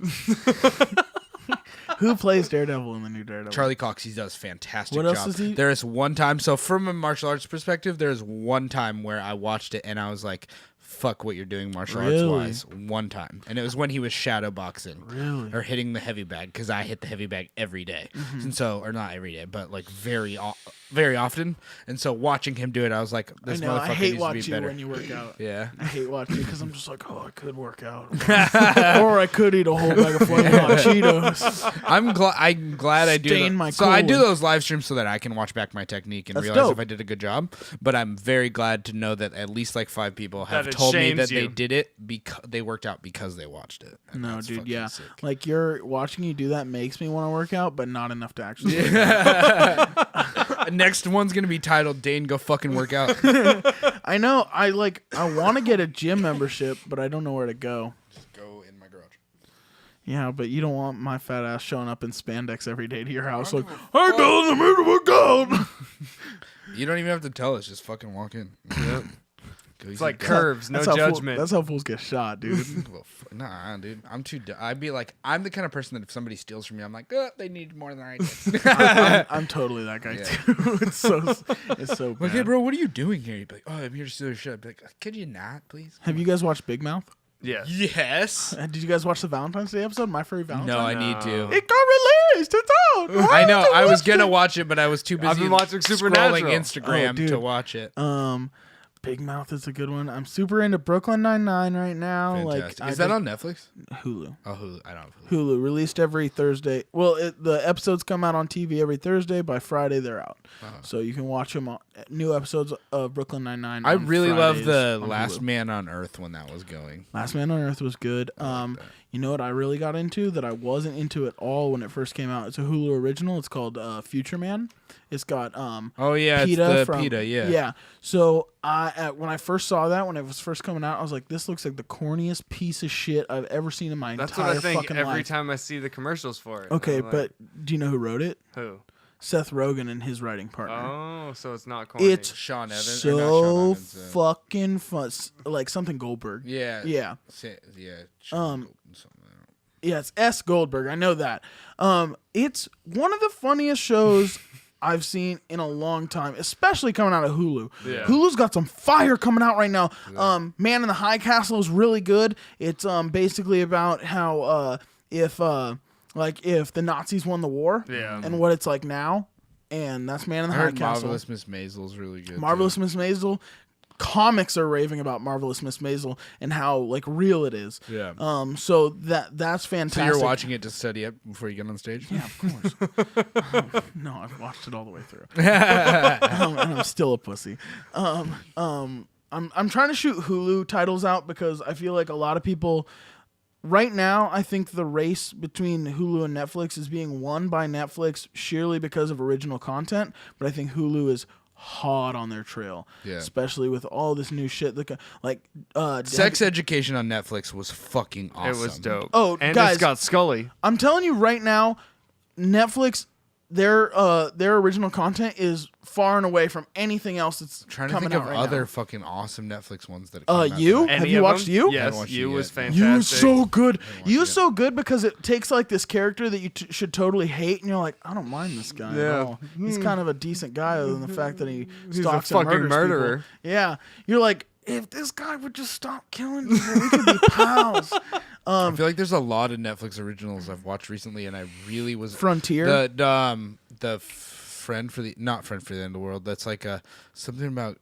It Friends was like from college. no, it was this guy. This Yeah, I kid, know what you're talking- the it's- kid who's the murderer. He wants to be a murderer, but then this girl has like a shitty parent. End of the fucking world. That End of the fucking fucking show world. End of the fucking world. slaps, dude. Yeah, it's great. It's fucking fantastic. All these fucking especially British if you're a total people are dork. kicking. Especially if you're like a dork and you don't find any solace in like humanity. Well, yeah, Yeah. but Watch the also fuck out I of feel that like show. also if you just are very like not like hopeless romantic, but like really care about shipping stories. Like I just ship those characters like actually liking each other. P.S. For everyone who thinks that shipping came from somewhere else, for all you fuckboys out there, shipping came from X-Files, okay? The first time people anywhere used the term ship, it was to reference Scully and Mulder. I don't even know what the fuck shipping So is. shipping is is like when you- relationshipping. It's when you support a relationship between two fictional characters. You want okay. them to be in Yeah. like so like I watch the whole Sex Education and hope that he'll get with Maeve, and Yeah. then at the end when Maeve sees him kissing the other chick, I'm like, fuck. You know what I love that Netflix does is all these like girly fucking tween movies. Like they made XOXO, this movie about these kids who are like trying to get to this rave. And it's like it's their whole journey of getting to this rave and like realizing that they don't need like it's all about the music and it's beautiful and it's like but Chris D'Elia's in it and he plays like a pretty serious role. He's like this old DJ who like got jaded and got out of the scene and now runs like the like this record shop or whatever. And it's just so funny Chris D'Elia is a really good because it's actor, Chris too. D'Elia playing Chris D'Elia if he had to go through this. Oh, If for some really? reason his life wasn't a comedian, it was just him like being an ex DJ. Yeah. Is it a good show or a good movie? Should I watch XOXO it? is a great movie. I've seen Yeah. it twice at least. It's very girly and very cutesy. Kissing Booth, another really great Netflix one was original. pretty It's good. super girly and goofy. I just come down here and Aaron's watching weird shit. Yeah. There's a movie that Netflix put out called The Package. That one was really good. Silly that as fuck. shit, Like that it. was the one where the dude got his dick cut Yeah. off. That shit was hella funny. Yeah, Yeah, dude. I like that one a lot. I could go like people get pissed I off. at love me. that dude with the hair, the guy Dude, with the hair. what else is he in? He's in He's in a couple commercials recently, also, but I don't know what else he's another in. show. I'm trying to think. Fuck. It'll come to me later. I'll call His you. I'll character's call you funny later as and be fuck, like, though. it was fucking this show. But yeah, dude, people like get pissed off at me when I watch Netflix with them. Like, I can't be the one to hold the controller when we watch Because Netflix. you watch something fucking random. No, because I will literally skim through the entirety of the Netflix I do that catalog too. before I pick do something. that And too. it's like an hour and a half has passed, and we're just like, "Hey, Dain, you That's don't why I wanna watch usually just something?" repick The Office or Parks and Rec. That's me with Community. Yeah, I've watched Community probably 20 or 30 times all the way through. Community is Yeah. fantastic. Because I just have it on repeat Yeah. like my whole life. Is that a Hulu one? Community's on Hulu right now, yeah. Does Hulu has commercials? Archer's though, on doesn't Hulu it? right now. I Yeah. love Archer. You Doesn't can pay So- more. so- Okay, so it's like $7.99 for 6 months for commercials. It's $9.99 for the first 6 months and then $13.99 after that for no commercials. But so it's obviously to just like pay the extra money for the no commercials. It's really easy, but some programming still has commercials. Some of like the programs that are coming straight from TV and yeah. like the next day Yeah. are on Hulu. You still get commercials with those. So like New Girl and stuff like that, you'll still catch commercials. New Girl's fucking hilarious. Yo, Just New Girl, Zooey Deschanel is a- New Girl, No, fuck, like it was changed. Zoe Deschanel can eat my dick compared to the character Nick and Winston and Schmidt. Those three, literally the part where Zoe Deschanel was gone for like 6 episodes. No, yeah. I don't give a fuck. It was so good. Show's called New Girl. It's not about the girl. Dude, it is about them. Yeah, it's Zoe about the three Deschanel guys. is okay looking. She's Girl- pretty as fuck. I can say without a shadow of a doubt, New Girl is my favorite sitcom to ever come out. It's hilarious. It's my favorite story. It's my favorite Will They Won't They story. It's That's a hard shipping one, even though I don't care for Jess that Nick much. and Jess. Oh, I'm in love with Jess, but I understand that the story's super not about her. It's Yeah. about Nick. I just think Nick is fucking hilarious. Yeah, dude. It's like, have you watched the whole thing all the way to the last episode? No. Oh, the last season is so good because the last season is 3 years later. If it's on Hulu, then yeah, no, I got some time. I haven't Yeah. caught up yet. You gotta watch it. I really only watch Netflix. So- I have cable, but I don't use it.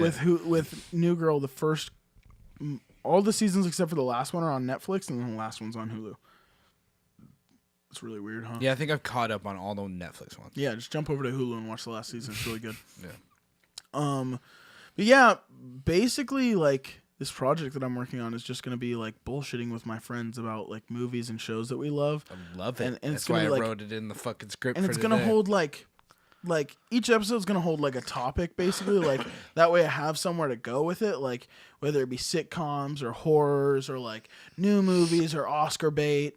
Have you guys done your Oscar baiting this year? No, I what's don't that? even know what that is. Oscar baiting is where you like sit down and so like roster baiting is when you have your fantasy team and you like like jerking off at how good your fantasy team is. Oscar baiting is this thing that me and some of my friends do where we get together like a month before the Oscars and we illegally download all the screeners that got sent out for the Oscars and we watch all the Oscar movies and pick our favorites and talk about them. All the screeners. What does that mean? Screeners. So when the It's Oscars, the movies that haven't come out yet. yeah, when the Oscars happen, the movies that haven't come out yet, the company that makes them sends these copies of these movies to all these individuals who are going to be voting and stuff like that. Yeah. And a lot of these people just upload them online because they're dirt bags. But it means I get to watch them. And in case you were wondering, I'm a fault for our or not a fault in our stars. That movie with Lady Gaga, I thought that was better than Bohemian Rhapsody.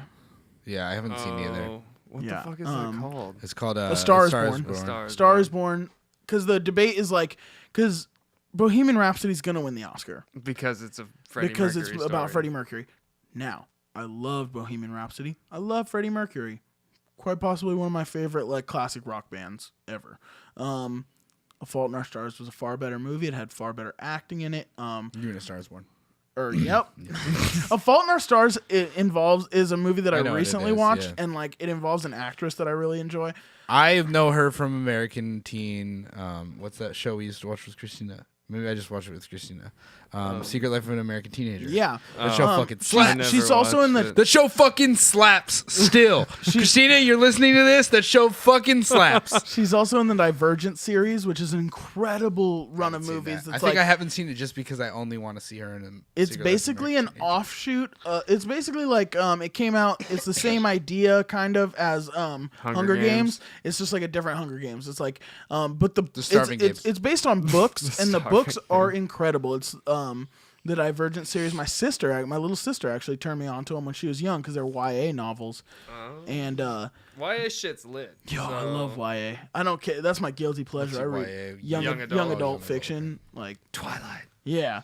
But like now Those it's movies so were good. good too, man. But like okay, so if I I just like lore shit. I just Yeah. like if I could stories. say, like, go watch the Divergent series, Divergent, Allegiant, and the third one. Can we talk about Insurgent? okay? If you've read the books, like apparently it's- people hate. I think it is, too. Insurgent. Apparently, if you've watched or read the books, you hate the movie. What? But I thought Maze Runner was so. No, sick. I don't subscribe to the it's books or movie kind of thing. 'Cause, I think like, Maze 'cause, Runner like, was if fucking. you, It's if you make a different movie, if you make a interpretations. movie about a book, obviously you're gonna lose detail. Okay, Yeah. like, it's a book that took you a week to read, and a Yeah. movie that took you 2 hours to watch. Okay, Yeah. chill the fuck out. I think Maze Runner kicked ass. I loved Maze Runner. And people are like, "Oh, Death Cure was bad, though." It's like Death Cure was great. Okay, I liked all of them. I loved all of them. People also didn't like Iron Fist. I Watch thought Iron Fist Divergent was though, cool. because it's a really cool concept. Because it's about like it's about like this society where people are split up into like their characteristics, like their most valuable characteristics. Yeah. So like And that's our clan. yeah, exactly. So you've got like the honest people, you've got the giving people, you've got the strong people, and they all have their jobs and their groups. And like, if you're born into a faction, once you hit a certain age, you can either go pick a different faction or you can stay in your faction. And it's just such a good story about how like there are these people because they use this test to tell what area you should go to, but you can still pick your own. But there are these certain groups of people called divergents that like don't fit any one category, and the thing is they started like killing these people off, and they like hid them and got rid of them because they didn't want people to believe that it was possible to live outside of this archetype system that they have set up.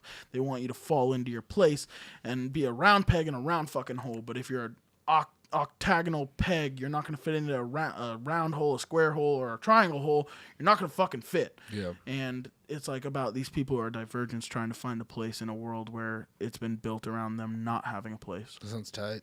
It's super fucking good. I really would love to continue to talk to you guys forever, but I can tell that I'm like wearing you guys down. Not at all. No, Yeah. I think my voice, because I was sick the last couple of days, my voice is fucked. How's But that I want to keep soup? talking for quite a while. I'm very intrigued. I could continue talking for multiple hours, but I would like to save some content for us to do this again. Round 2. Really quick, I'll just tell you about a couple of like Yeah. these like As some long of as my you want favorite movies. So Hunter S. Thompson is like one of my absolute favorite American authors. He's my favorite American author.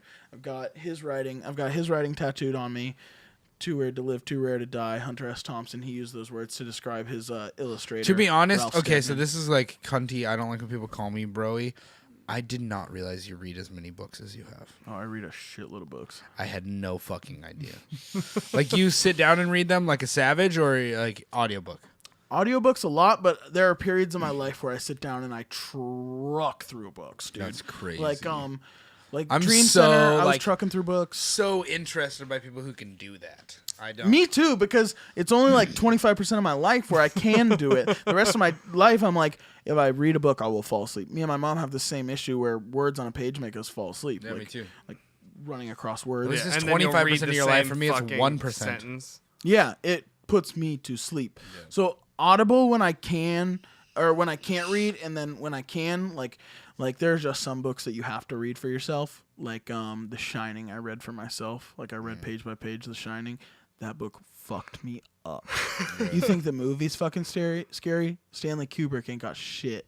Okay, Stephen Charles King. just showed me that Stephen like King 2 is the months ago. master of horror, and he can make a situation where there's no well, there are ghosts, but where there's no like monsters or evil. Like the evil resides only in man, and that's the most terrifying fucking thing you can do.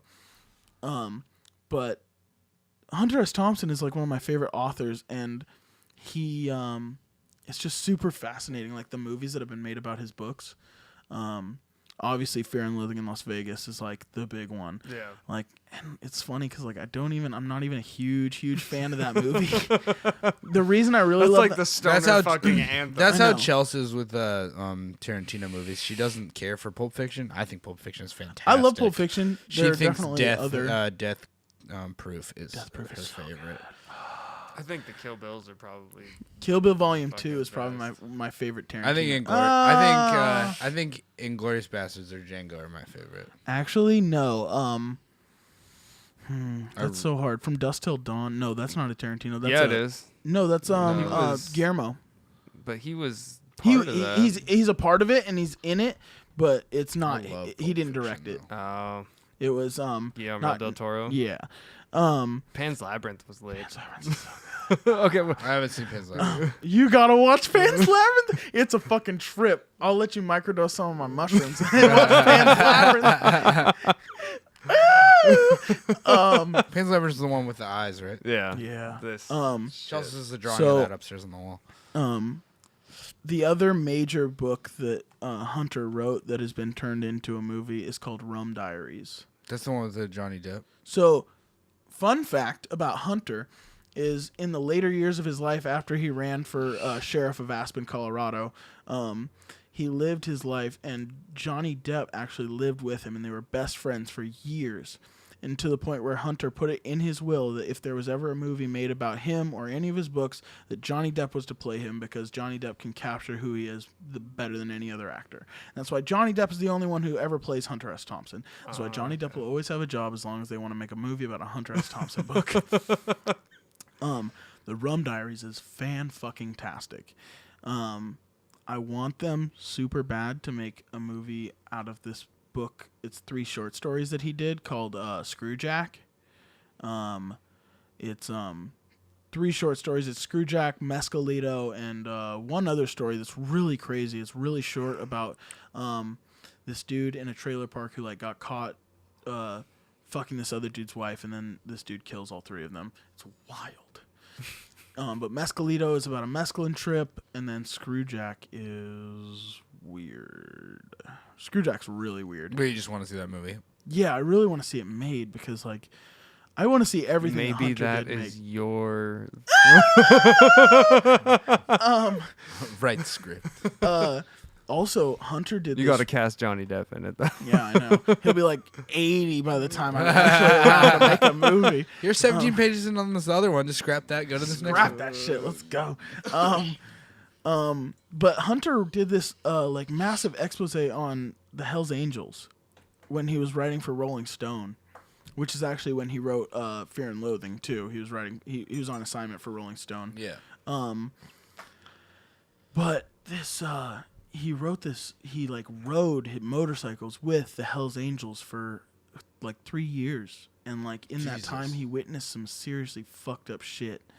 and he's got a whole book about it. And I think like that's the movie that needs to get made because the book is so raw. It's like it's just called Hell's Angels.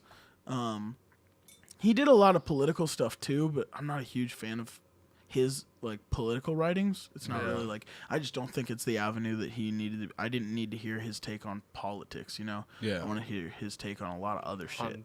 Life. Fiction or non-fiction or experience. Yeah, I just want to hear his take on a bunch of other shit. But like, I feel like we're missing out on a lot of Hunter S. Thompson movies that aren't necessarily about copious drug use. Yeah. And because they're not about copious drug use, they don't fit this Hollywood mold that has been made about Hunter S. Thompson, and this mold that American like youth, like these like fucking burnouts are like, oh yeah, Hunter S. Thompson, I don't know anything about him but except for the fact that Fear and Loathing, bro. He did a bunch of drugs in Las Vegas, so I'm gonna go to Las Vegas and do a bunch of drugs. And it's just like, It's not even I'm gonna go to Las Vegas. I'm gonna do a bunch of drugs. It's just like Rogan talks about Hunter S. Thompson in the same right that he talks about Terrence McKenna, like he was this yeah, like he was this teacher, and that's interesting. Like, yeah, so I'll have to read. The only problem Hunter ever faced was the fact that in order to be the person that he was incapable of lasting. Like you can't be who Hunter was and have the experience and the mindset and the viewpoint that Hunter S. Thompson had without burning out very, very fast. You've seen the schedule of the drugs that he did. Everyone's read that. I feel like it's been passed around the internet countless times. It's insane. There's a documentary that floats around from streamable to streamable. It's called Gonzo. If you ever want to get a real good take on who Hunter was in his life, you watch Gonzo. And then Ralph Steadman, his illustrator, the guy who actually made this font that you see everywhere as far as Hunter goes. This is Ralph Steadman's signature font. You have to get licensed through him to get to use it in like anything that's going to make money. Hunter saw some of the stuff that Ralph was doing, and Ralph was like a straight edge, like old white dude who was a painter, and like. Hunter invited him to Colorado and like picked him off the airport and fed him a bunch of mushrooms right there, and Ralph's life changed completely, and he was a completely different person. His art style completely changed, and it's just fascinating. So there's a movie about Ralph Steadman that's like I forget the name. I'll look it up and send it to you, and you can check it out. But it's fantastic, and it's all about Ralph Steadman's life, who's still alive and can still comment on this. Probably one of the closest living, aside from Johnny Depp. Yeah, that we have, and Johnny Depp doesn't really talk about it too much, but Ralph's when you that's Gonzo. Yeah, when you watch Fear and Loathing and you read Fear and Loathing, when you hear like the his attorney who was with him, that was actually Ralph. It was actually Ralph Steadman. And Ralph has a story to tell, and people aren't listening because his name isn't Hunter S. Thompson, but he basically was the right-hand man of Hunter. It's mind-blowing. Dude, sounds fucking dope. Yeah, dude. I'm super interested. Let's just install a TV right there, and then we can figure out multimedia, and then we can do Dain's podcast here. Dude. We need to start a network. I think that's how we're going to be successful, network. is we have a network. Dude, I mean... There's networks popping up all over the place. Gimlet Media has like over 50 different podcasts on their network. Who's that? Gimlet Media. They're like the podcast. They're like the podcast network. Yeah. Really? Yeah, they're huge right now. Well, if you listen to any, I guarantee you have at least 2 Gimlet Media podcasts on your phone. If you listen to any of the like new and noteworthy shit, most of the time it pops up a Gimlet Media podcast, or any of the commercials that are coming up. Like, you should listen to this podcast, a Gimlet Media podcast. But, Gimlet's huge. Hey, Gimlet, what's up? Hey, Gimlet, buy this podcast. It's fucking amazing. I don't know if I'd want to be on a network like that. Yeah, we want our lots own of network. money, but That's what I'm saying, dude. I think more and more. I want to be able to, like, All Things Comedy is producing comedy specials. I would love to be able to, like, even though we're doing comedy is so cool. It is cool, but we're doing, like, they have the Chad Goes Deep with the fucking JD thing podcast, which is hilarious. I haven't listened to it, but those guys are fucking hilarious. If you don't follow Chad Goes Deep on Instagram, you're wasting your goddamn time. Go right now. Do it for the coral. But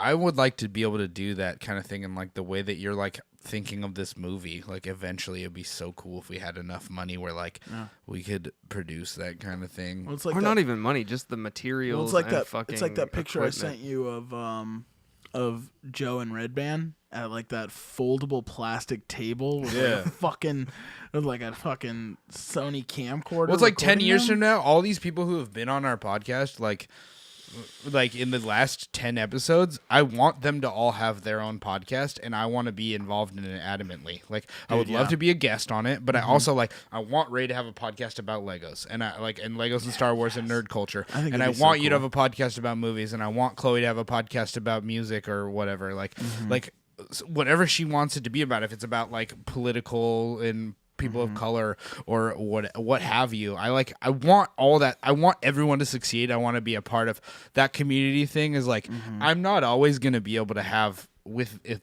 getting success. Hopefully one day I'm not going to have enough time to spend time with this community that I'm building. But I want to be able to reach out to them as much as I can through the microphone and in their ears. I want to be their friend through a way that I'm in their ears between 1 and 3 hours every week, hopefully encouraging them to do something, or I want to be a part of that. Yeah, dude. Dude, it's all about like building the community full of people that you like genuinely love to be around and who push you to be a better you and who you push to be better thems, and just living in that and like being and like just consistently pushing forward. And like that's one of the biggest reasons why I love listening to you guys, is because like hearing you guys do this, because I know this has been like, I listen to Average Ghosts, okay? These motherfuckers don't know about this shit out here. They don't know. Y'all don't know about the ghosts, okay?